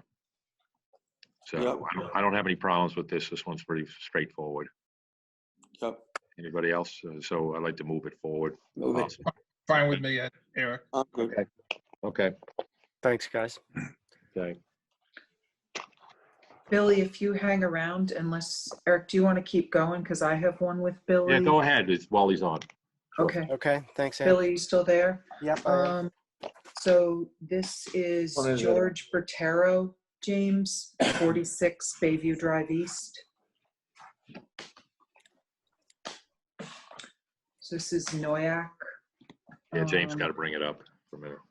Yep, it's remove and reconstruct 70-foot Navy-style bulkhead in place, raise top of bulkhead by 18 inches, 150 cubic yards of backfill to be used, no treated materials, establish a 10-foot no-mow, no fertilized buffer landward of the bulkhead, and the buffer will be planted with red fescue 12 inches on center, and it will be irrigated for the first 2 seasons.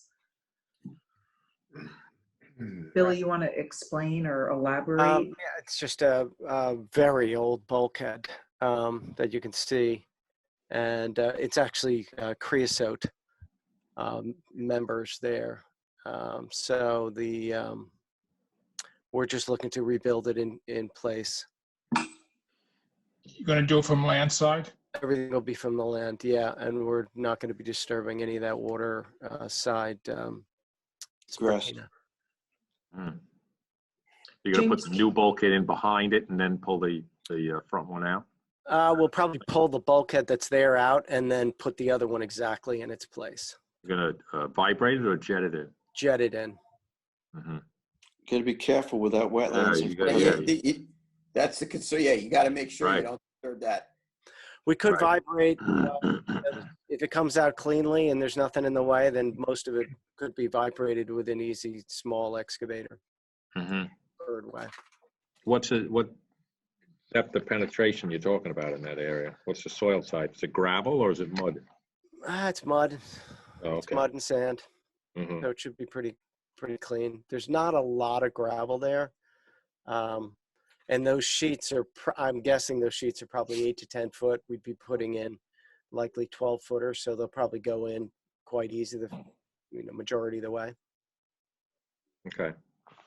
James, would it be possible for you to put the aerial back on?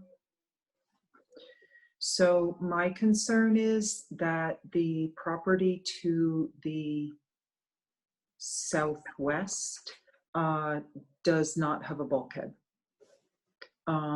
There are bulkheads on most of these properties, but the property just to, as we're looking at this, to the left of the subject property doesn't have a bulkhead. And as you can see, that there is some erosion that's evidenced there at this point. With an increase, a substantial increase in the height of the new bulkhead, how do you propose mitigating flooding and erosion to the property to the southwest, Billy? Well, the bulkhead that's there right now has got, it looks like it's about 10-foot returns on either side.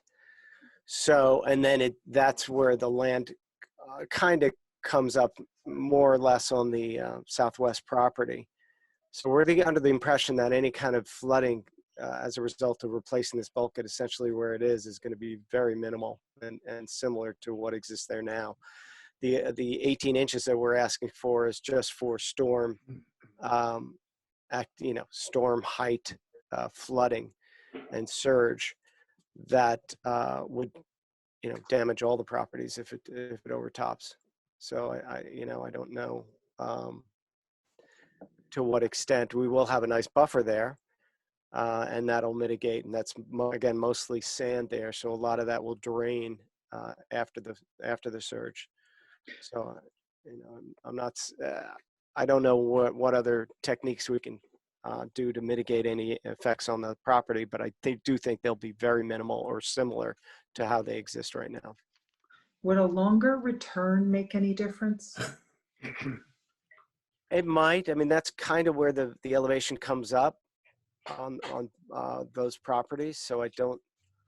So you'd be going right into the bank. Yeah, I don't see the a reason to extend it.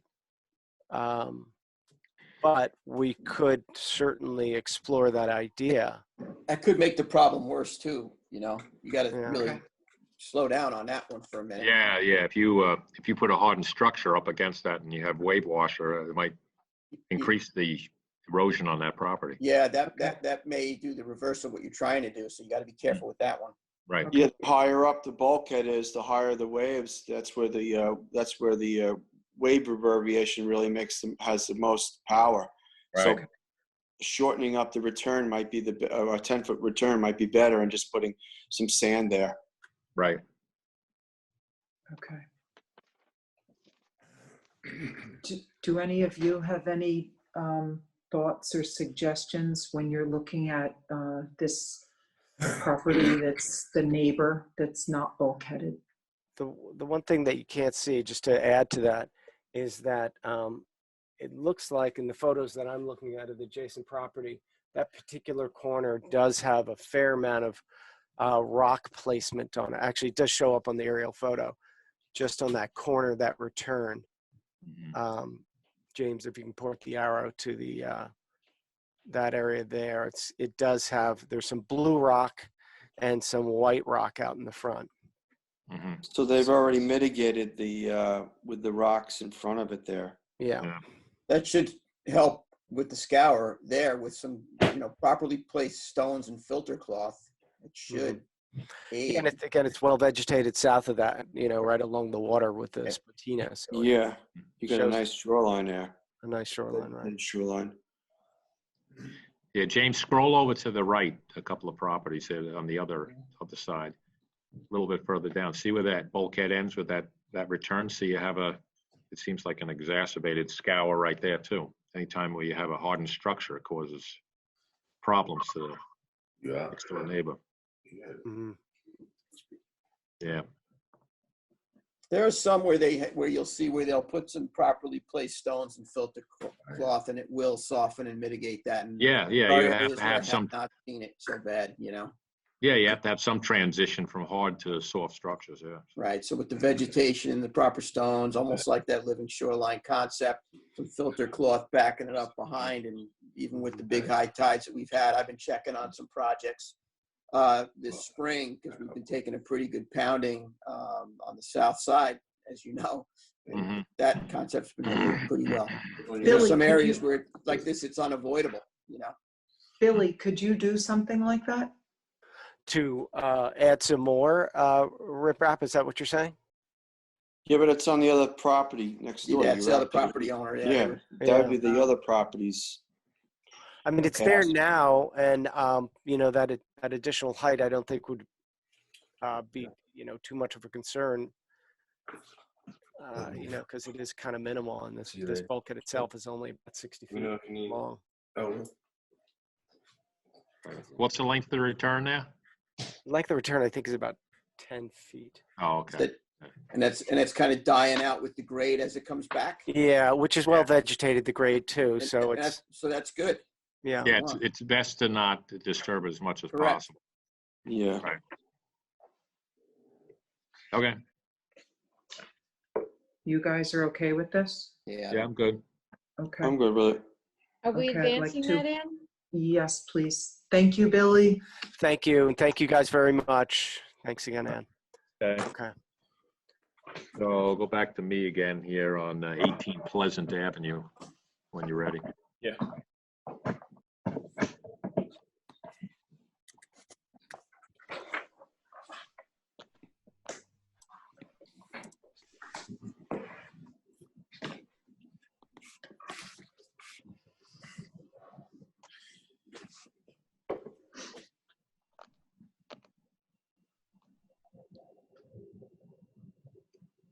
Hi, This Susanna. property's on Beaver Dam Creek. Almost in view of our dock renovation project that Scott's been working on.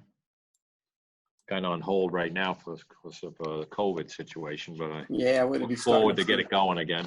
Yeah, I'm trying to get the slab for the ramp. Right. Are you going to use one of the slabs from the that the town had in No, stockpile? no, we got brand new stuff rolling in. I think that we got other areas, speaking with our marine maintenance department, where those other slabs could possibly go. We have a brand new slab that's supposed to be coming in for that project. All roughed up and everything? Yeah. Oh, great, great. Okay. So this is on down, almost down near the end of the creek where, Beaver Dam Creek, where it comes out into the bay. And if you'll notice, there's a little bit of a community dock on the end of Pleasant Avenue, which is named on this plan as Dock Road. That's the real name of the road. Someone else changed it. Seems to be a question of how it got changed. But anyway, at the top of the property, the north end of the property, you'll see an indented slip there that has fallen into disuse. It's a lot of leaks in the bulkhead, and it's been filling in with sediment. So the applicant proposes to eliminate all that wood that's there now and let it go back to its natural state. And in turn, and you'll see some photos, if James can bring up the photo of this particularly figure number 2 of the remains of the wooden bulkhead. That's all, that's all old creosote. I don't have. It may not be scanned yet. Yeah, it's not James. showing this. I can- It's not showing that it's scanned in. Oh, okay, If you okay. Well, give- I can show them if you give me a second. it's all deteriorated and it's going back to its natural state. So what they're proposing is to construct a dock consisting of 4x5 stairs to a 4x35 foot wide catwalk with a ramp and a 6x20 float, with supported by 4 piles. It's going to be constructed of non-treated wood, 60% open grate decking. Oh, that's good. That's a good photo right there. Yeah. You can see all that structure, right? It's all going to be removed and go back to its natural state. Okay. So it's going to extend.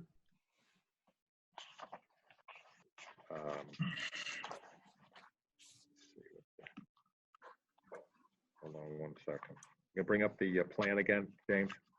I don't have the plans. Oh. That's the problem. Yeah. I can pull them up if you'll bear with me a second.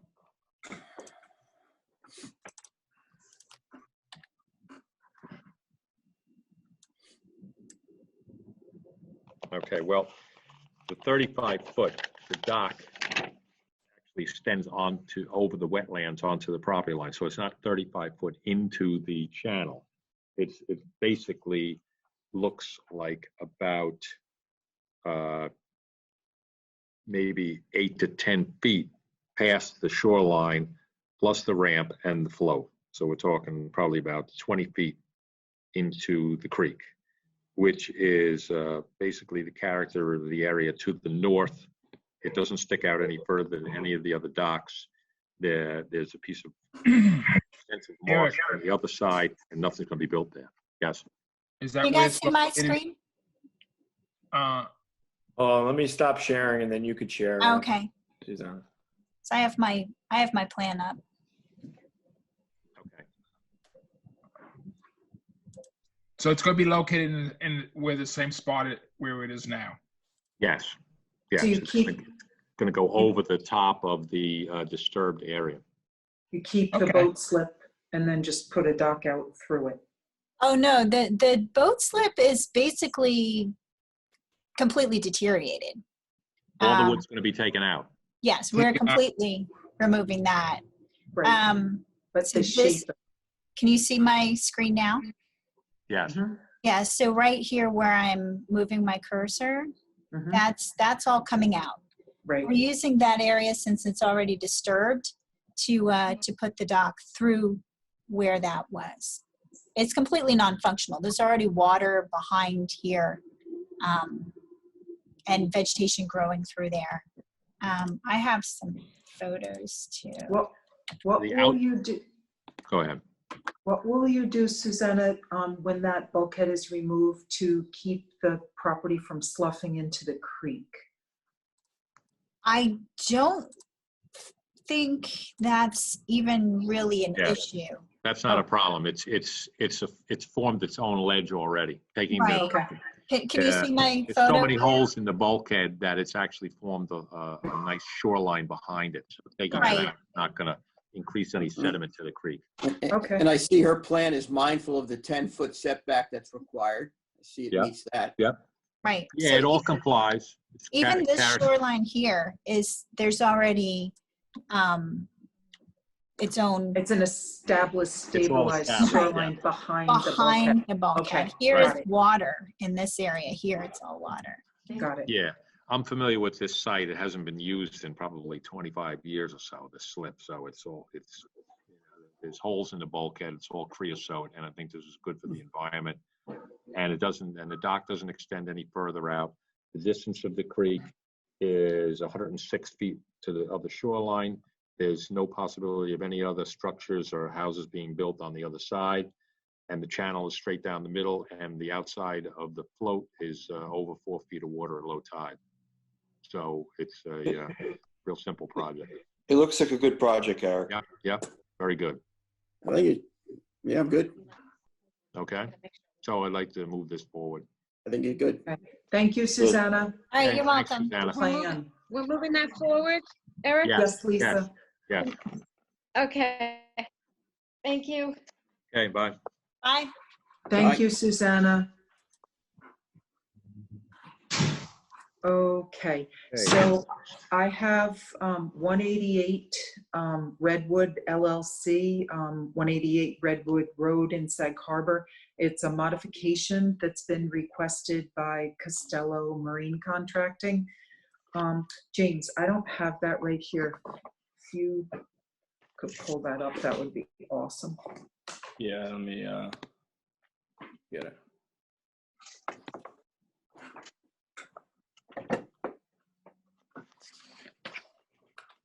Where's it? Can you see it? Yep. All right, Can what's you just read the description of work? What's your 188 Redwood, right? Yes, I still have please. West Hampton on my screen. I still have West Hampton on my screen. Oops. Susanna needs to exit out then. Susanna. Oh, there we go. There we go. Okay, Oh, great. Okay.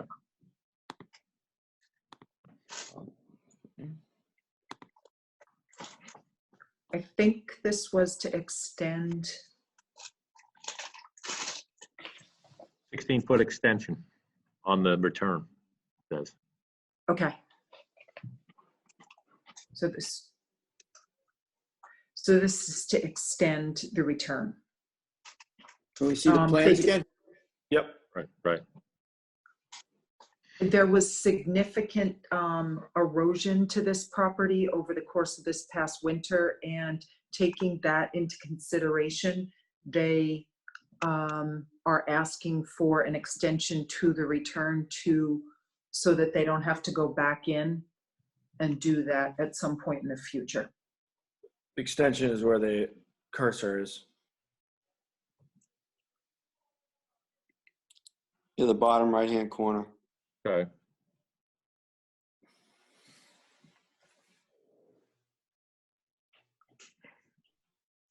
Is anyone here from Costello Marine?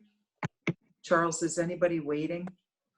Not that I know of. Let me just look. And Thank you. Do we have any pictures of the site? Yep, hang on. I don't think so. Okay. So it's Thanks, not a Charles. structural issue, it's a erosional issue? God Yes. bless. Thank you. Bless you.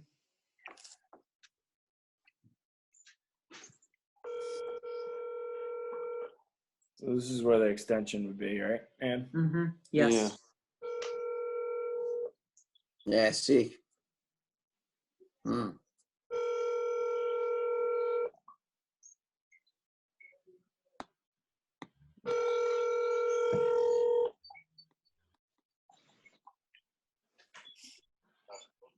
Oh, I see that one. Yeah.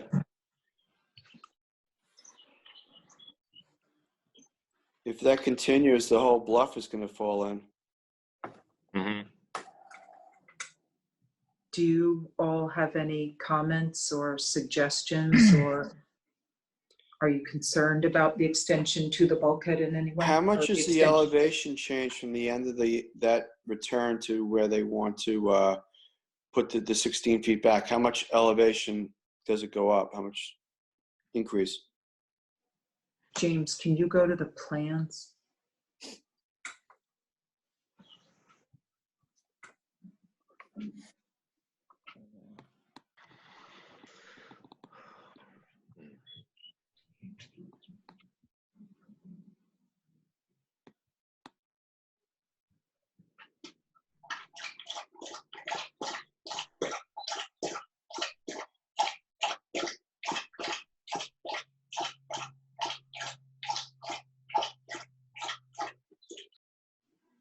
Thirsty.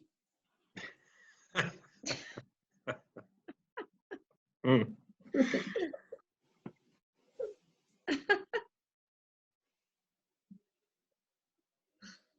I'm getting low battery. How long are we going? I'm getting low battery. Well, we got Ed and you. I guess we can Maybe- we can skip to you if you want after That would be this. cool. Yeah. Because Maybe, James, maybe if you guys aren't okay with that, maybe I can ask for this to be tabled, and next time we'll have the answer to that elevation change, Ed, Yeah, and we because can ask Costello to come on and support this. I'm Okay. just concerned about, like I said, the transition between a hardened structure and a shoreline that's Of not course. armored, and how that's going to create, when that wave action hits that, it's going to scour it out even more, because it looks like it has been scouring it already. Well, that additional return is going to be where all the wave energy gets transmitted, and the energy is going to go landward of that and bounce Right. off of it. So it's You know, going to you're- exacerbate the erosion rather than. maybe we Put should on the- hold this one and have Yep, Costello come in. that's fine. Yep, let's table this then. Okay. Is And it possible? Go ahead. No, I'm running out of battery over here. Do I was you just wondering if want I to go, could- Scott? Yeah, go Well, ahead, Scott. Yeah, just if you don't mind, and I'll try and scramble for a cord over No, here. no, go ahead. No, that's cool. Go ahead. I have 8 Marlin Road. It's a Shinnecock Shores. Is anyone from Trovich, Mike or Kristen Trovich on? Yeah, I'm here, Scott. Can you hear me? All right. So this is a remove and replace in kind 75 feet bulkhead. Only asking for a raise of 6 inches, which does meet with the neighboring bulkheads. 2 10-foot returns. And they're proposing a 4x6 platform, 3x12 ramp with a 6x20 floating dock. 10 cubic yards of clean upland fill, a maintenance dredge 10 by 70 feet, 75 feet of the area. That's spoil will come landward. All timber, non-treated, tropical lumber, all galvanized hardware. Totally consistent with Shinnecock Shores protocol. Right. The elevations, the platform, the whole project is totally compliant with what goes on in the Blue Book and what goes on here. I would just say that they need to be mindful of the pass and repass on the fences, and if they were controlled by this property owner, that they step them back and don't have that. Okay? Okay. Other than that, I think the project's good to go. Michael, you want to opine here? I'm okay with everything as long as you guys are. As far as I know, it's just going to be a simple cap behind the bulkhead, whether it's going to be maybe 18 inches wide or something like that. And then he's just going to do a bunch of grass and gravel. I think he's going to go all the way up to, he's got a little bit of like a retaining wall or something in his backyard with just a simple path down to it. He's just kind of open-minded about the whole property. So any suggestions you guys may have, he'll. So when you said grass, you know, when you, with us, you know, we're talking about native grasses. non-fertilized, Sorry, right? Yep, non-fertilized. Non-irrigated, You non-mowed. got it. Right. Yep. So, I mean,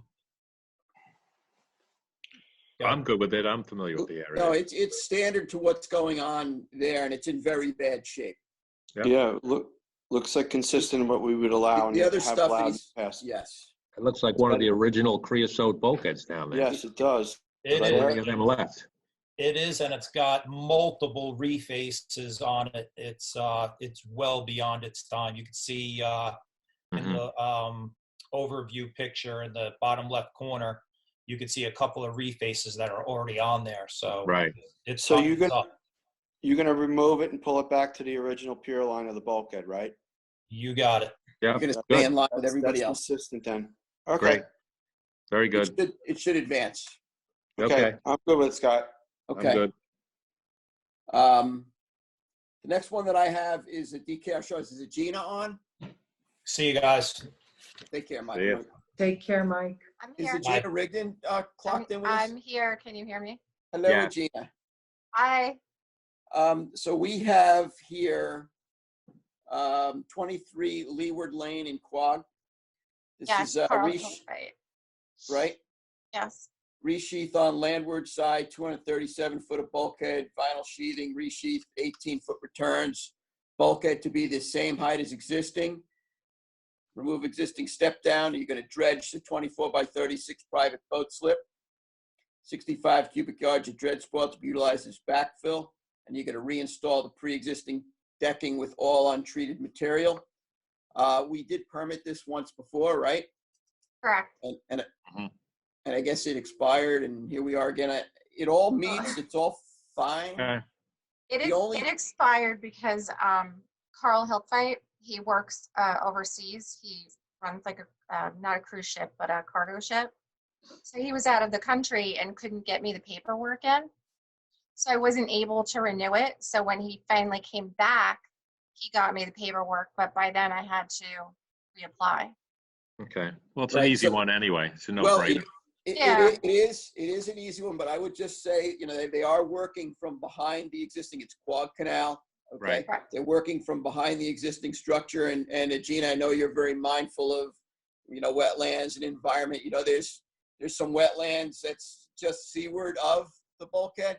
So you just want to make sure that contractor does this project consistent with protecting those wetlands.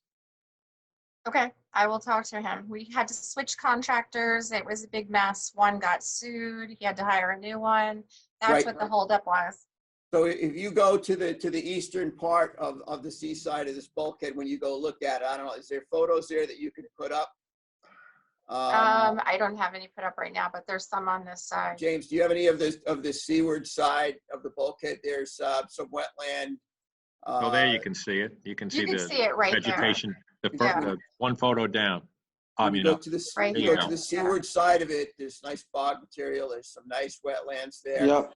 You just want to make sure that they do work behind and they do not disturb, and that bog material just ends up there. If you look over here, you'll see. Oh, I see in the front. You see that all along Right, on the outside there. Spartina.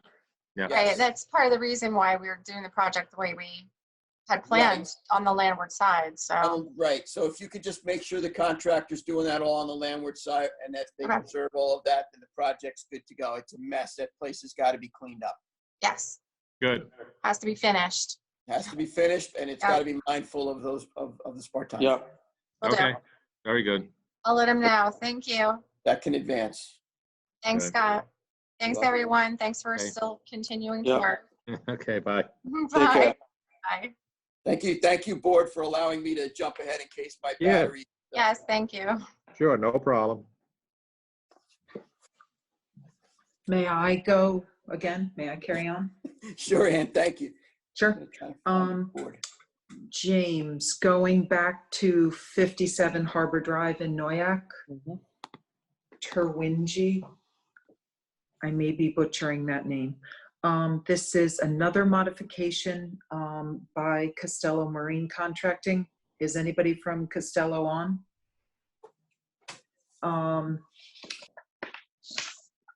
So, James, do you have the description of work? This is a Yeah, let me get it. permit that we issued, and they are coming back to us requesting to allow access stairway to the inshore side of the dock. so that it can go over the whole wetland area. So it's just basically a stairway. Yeah, it's just a stairway here, right? Yep. On the landward side. Right.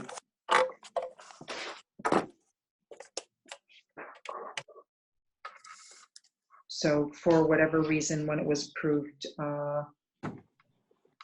the difference between the bulkhead and the height of the catwalk wasn't taken into consideration. So they're now asking for a stairway. Just step up, that would be fine. You guys okay with that? Yeah. Okay. Yeah. Scott, did you hear that? I did. I was just trying to deal with getting some power. I'm okay with it. Okay. So Lisa Dancing and them? Bill, you're okay with that as well? So I guess hopefully Bill said yes or nodded. We can move that forward, Lisa. Fabienne Terwinji. Okay, I think Bill's microphone is muted. You guys okay. still have me? Am I still here? Yeah. Yes, we've got you. Okay, so if we could move 57 Harbor Drive forward, the Thank you, Ann. modification, Okay. that'd be great. And then the Yes. fourth and, sorry, Lisa? I think Bill's microphone is muted. There we go. I said, Jack's been on the phone trying to call. Jack Costello. Oh,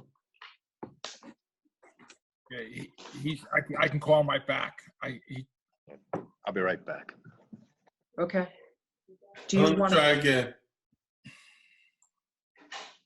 this, maybe just while we're trying to get him, this is what James has up now is William Hale Lamb Family Trust, 67 Pine Neck Avenue. We'd like to table that until the June 1st meeting. Okay. Okay. Okay, this is William Hale, right? And Yes, yep, thanks, Lisa. Okay. So that's going to be tabled for now. And if Mr. Costello can come on. Hang on, I'll call him. Which one is this for again?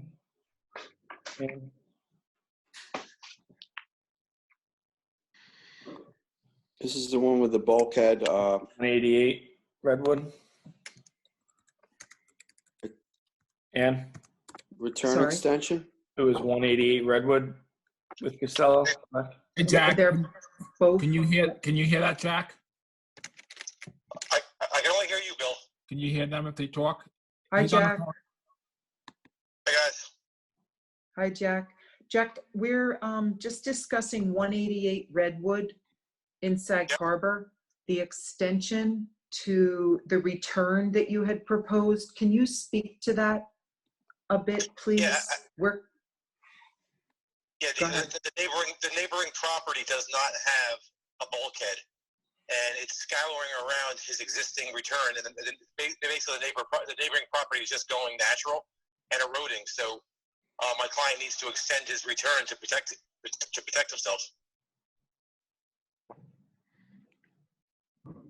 So Ed, what was your question? You had a question for him, right? How much elevation, how much is the return going to go up above where the other return is? Well, right now, I'd say 10 feet of the property is undermined, and I think we were applying for 16 feet to get us, 6 feet back into the bluff more. So this doesn't continue to be a problem. So you're going to keep the elevation of the return, the new proposed return, the same as the old return that's there presently? It's probably going to come uphill a little bit, just because with the grade of just the way the grade of the property is. But I don't have the plans in front of me. But I would think it would come up a little bit with the grade. You're going to have to get definitive answers to those questions, I think, before you definitely. can really act on it. Yeah, we have to have it noted on the plan. So the only thing I found on the plan It should be right on the plan. I didn't know you guys were having a meeting today, but it should be right on the plans. The height? What I see is this is the elevation of 4.75 feet. I think I still. So it looks like. I don't see it.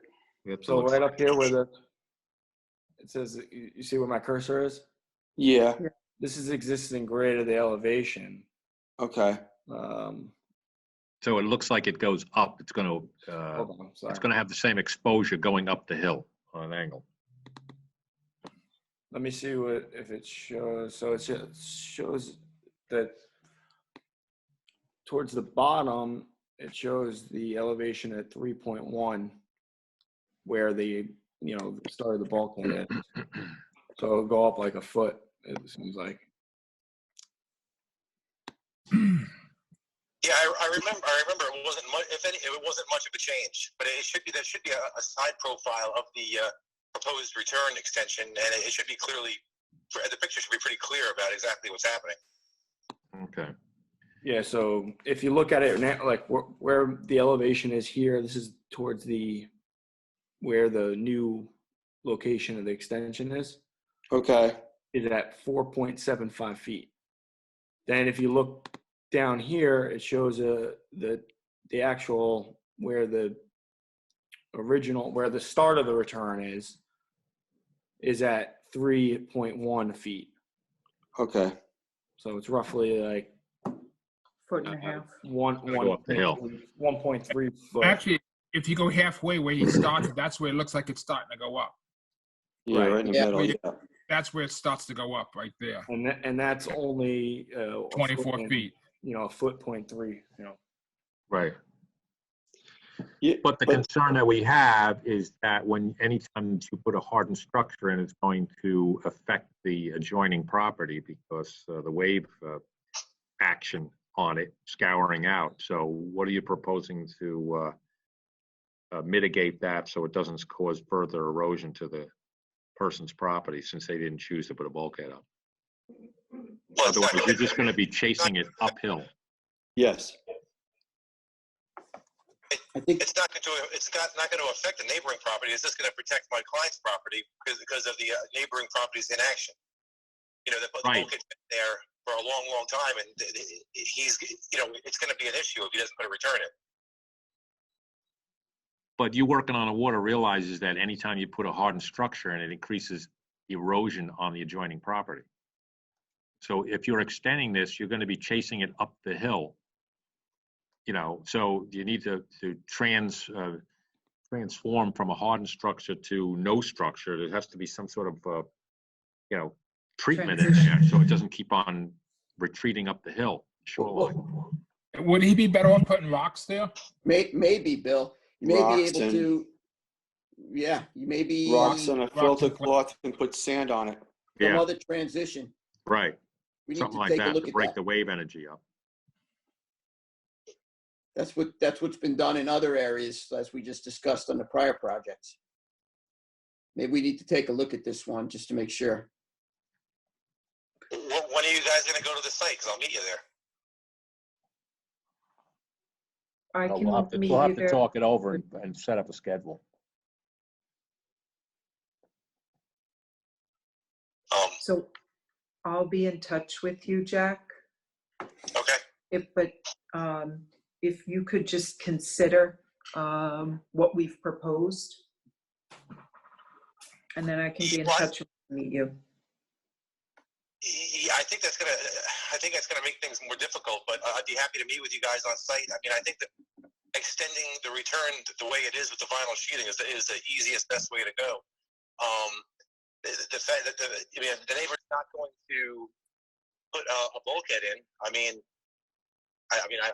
know where it's going to stop and why rocks are going to make a difference rather than a vinyl bulkhead. We didn't say not to put the return in.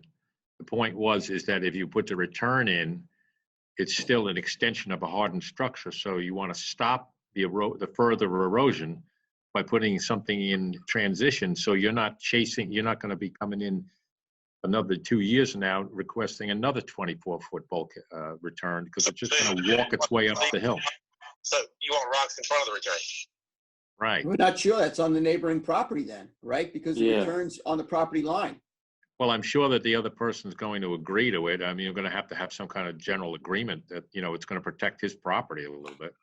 We're going to have to take a look at it. Okay, I'd be happy to meet you guys over there. This is a pretty minimal thing. It's only Right, they can only be about 2 feet out of the ground. It's just a little tiny retaining wall, really. But like I said, I'll meet you guys out there whenever you want. Okay, we'll be in touch, Jack. Okay, thank you. Okay. Thanks, Jack. Bye, guys.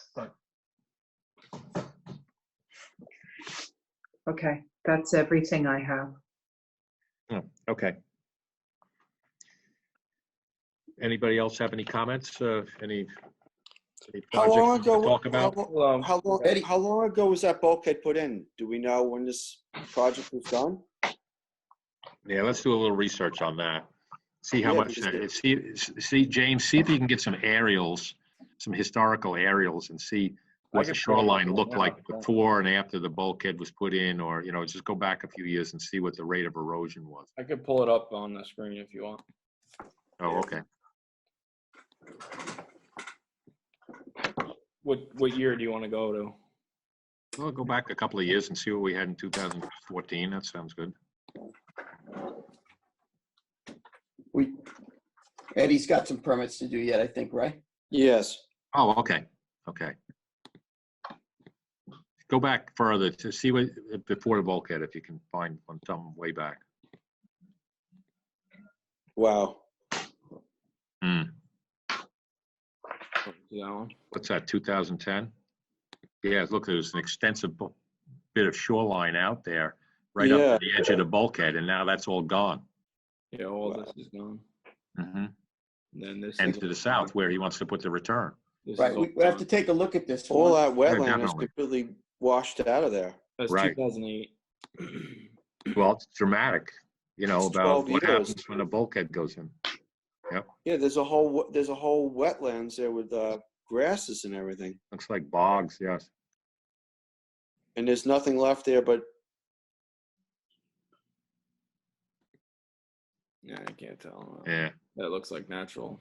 Well, go back to, you know, like in the 70s or something like that. See what you got real quick.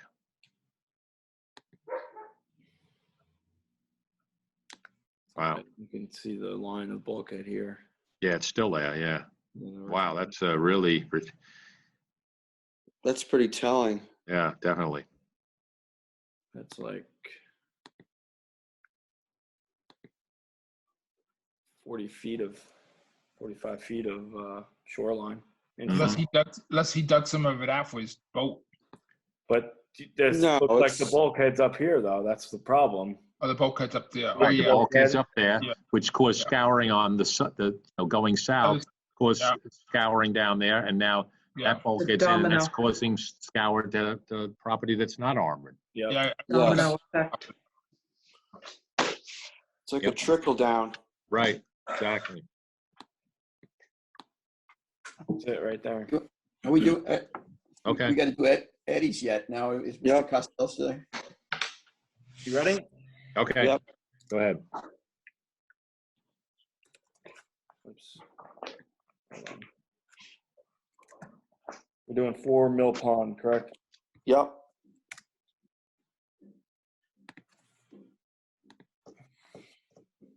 Let me get the.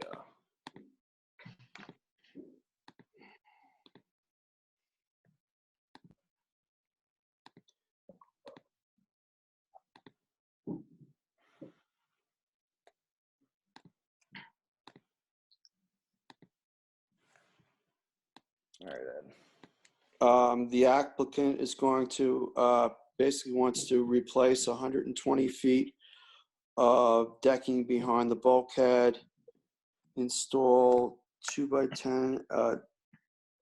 What's that? 2 feet by 8 by inches. Yes, non-treated Douglas fir. Basically, there's an old treated lumber decking behind there, and they started to do this, and they got the Bay Constables were called, and they got a stop work order, so they just want to replace it with the proper material. I've been talking to the lady or the daughter of the property owner, so this is just replacing exactly what is there with non-treated lumber, taking the old CCA and ACQ out that's rotten and replacing it. So And that's fine. That's good. I think it's a good project, so I like to move it forward. Move it. Right, good. Okay. We're moving that forward, Ed? Yes, please. Yeah. All right, 27.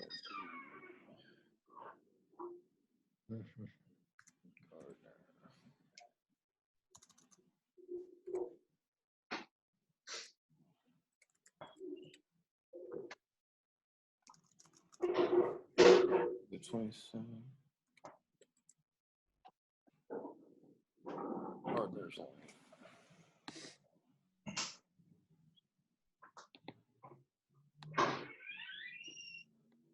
That's not it, man. It is, yeah, you gotta go down towards the water. It's a flag lot. No, it's the one you had there first time. There's a driveway just to the north of that. That's the old Harris property. Keep going towards the water. Chuck's seen him There you go. on. Oh, Yeah, gotcha. he annually he cleans off his launching ramp and dredges a little bit of material that has accumulated in one of the boat slips. He didn't do it last year, so his permit relapsed. So he's basically reapplying for what he's done for the last like 10 years down there or longer, just removing 15 cubic yards of material off the boat ramp and the adjoining boat slip. He's been doing that for quite some time. That's fine. Yeah. He's been Right up doing the ramp. it. So Right. I No like to problem. move it. I think it's Move it pretty forward. simple. Okay. Okay. Yes. All right. Good. Okay, we're advancing that, Ed? Yes, please.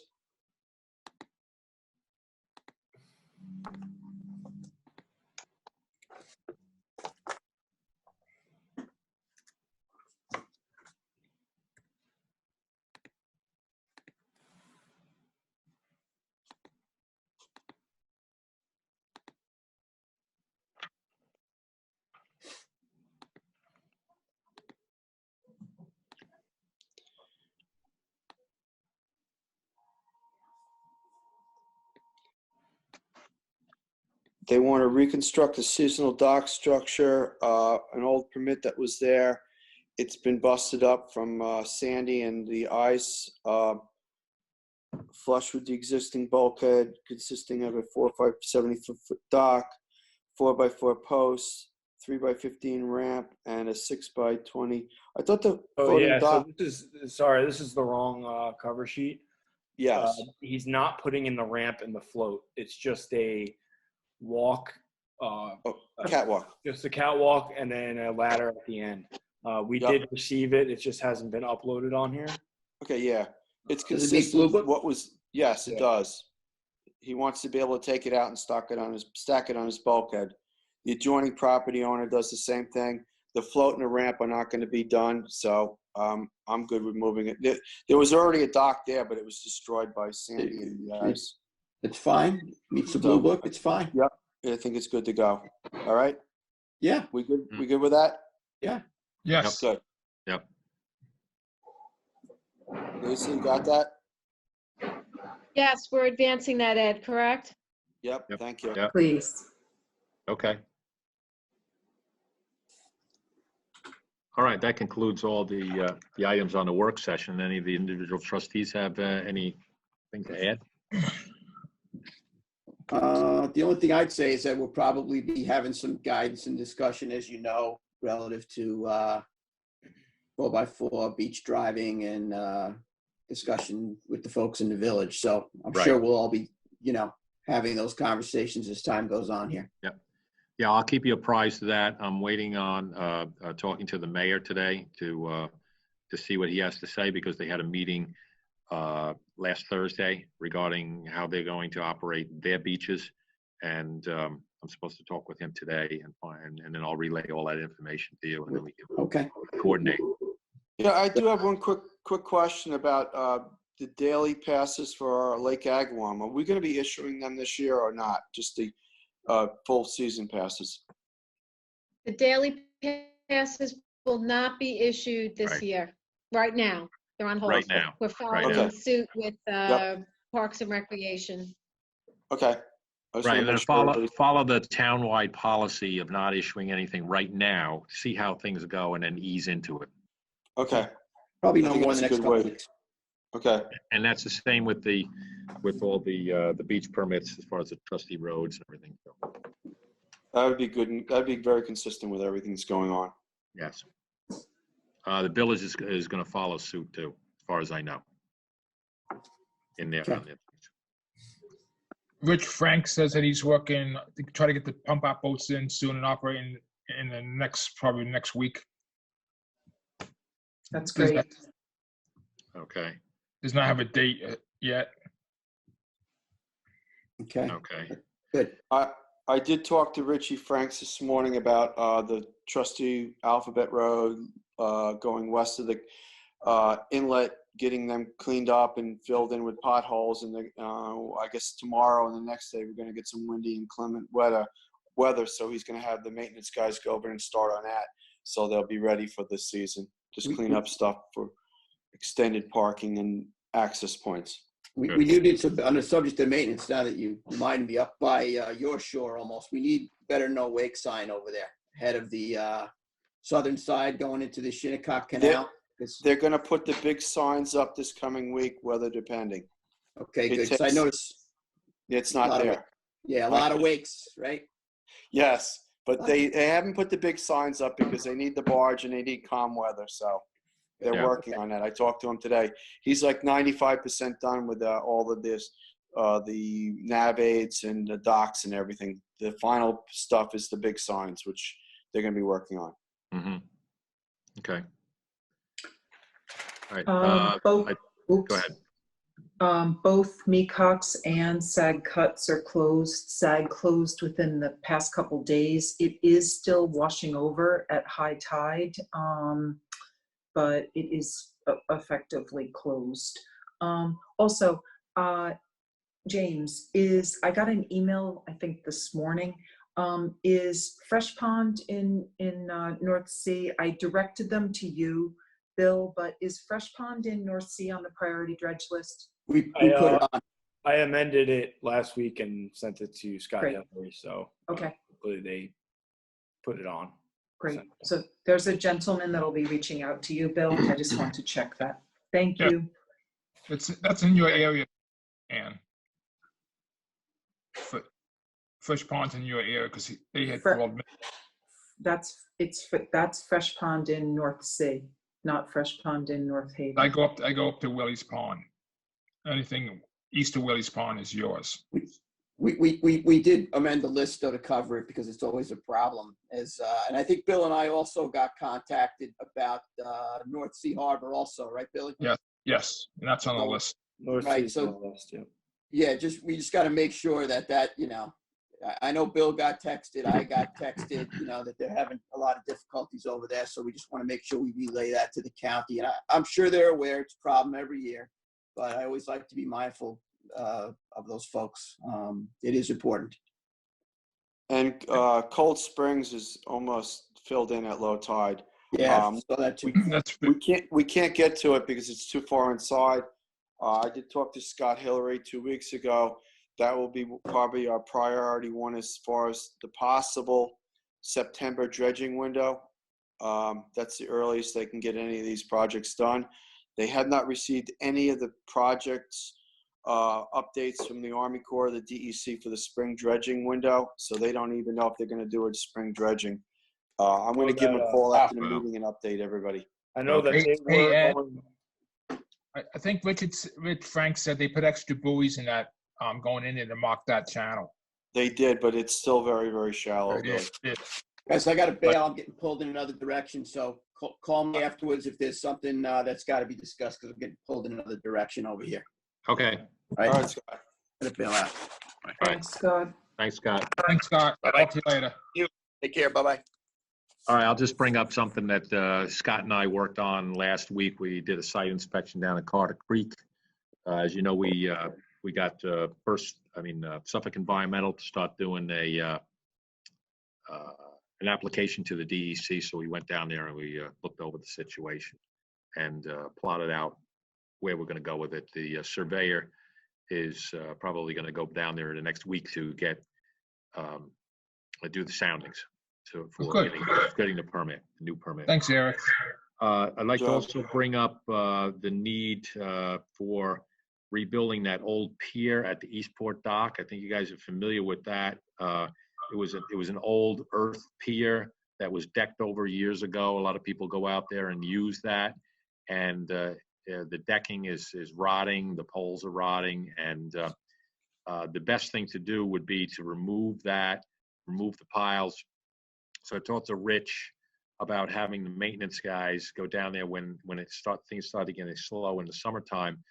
We could do a lot of it in-house by doing a lot of the demolition, cutting off the old bulkhead that's in there to clean it up, and then us buying the poles and having a contractor put in new poles. And he feels that if we're adequately staffed, that we can do a lot of it in-house.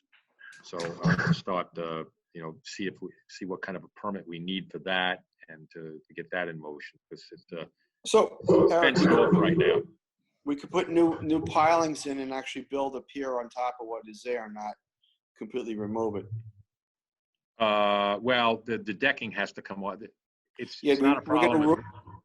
We'll remove the decking and what is there, but we're going to put pilings in, and then we're going to rebuild on top of what, after we remove it, a new pier. Yes.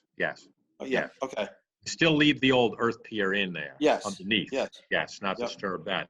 But if we can mitigate the cost a lot, if we buy the piles under maybe a bid that we get, and then since they're going to be green hard, our barge is not capable of putting in something that size. Yeah. So the only thing we have to do hire would be a contractor to install the piles. Yes. So well, I called Port Lombard to get an estimate on green hard piles for the Road H basin. I believe it's in the office. I haven't talked to Lisa about it, but I'll get you some kind of cost basis on what they cost.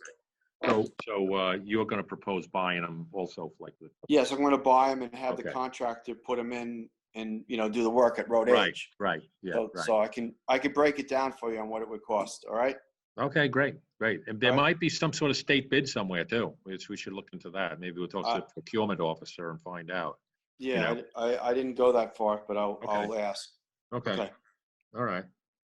Also, I think Ed's familiar with it. Bill probably, and the little canal at Pine Avenue in Flanders, down off of Long Neck Boulevard. We had discussed doing some sort of possibly checking out to see what the oyster growth was in that. So maybe we can declare it as a little oyster grow out area. So I'd like to have Cornell put one or two little rafts in there to check out how the oysters are growing as a pilot type of thing there. So this is Goose Creek.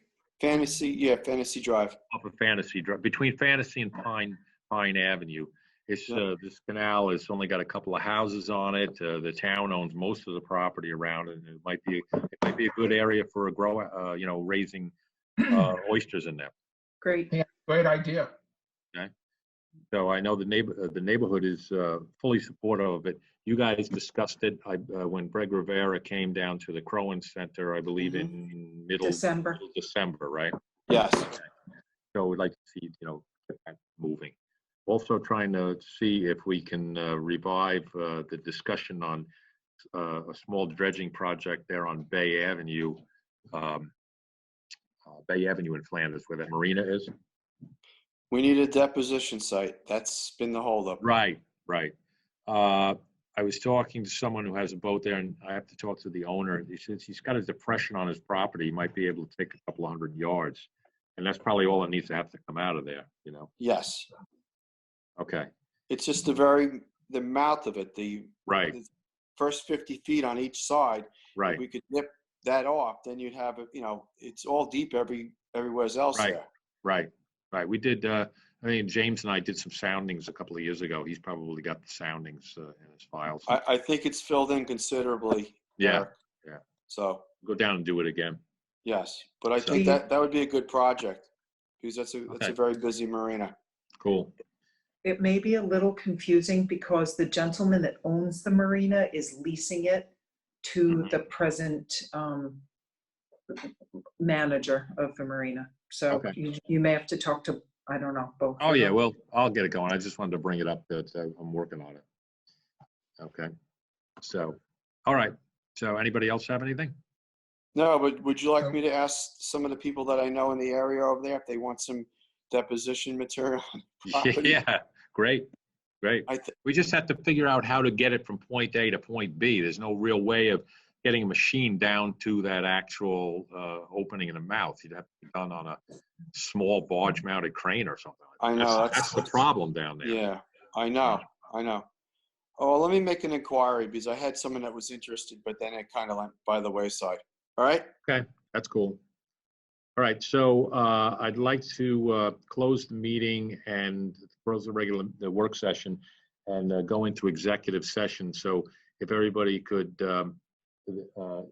Lisa indicated that she emailed the info for the conference call to all the board members. We're going to go on landline for this, okay? Okay. You know, maybe give it like 10 minutes after we're done the meeting here to Okay. discuss ongoing litigation. Okay, so I make a Sounds motion that we close the board meeting and go into executive session. I'll second that. All in favor? Aye. Aye.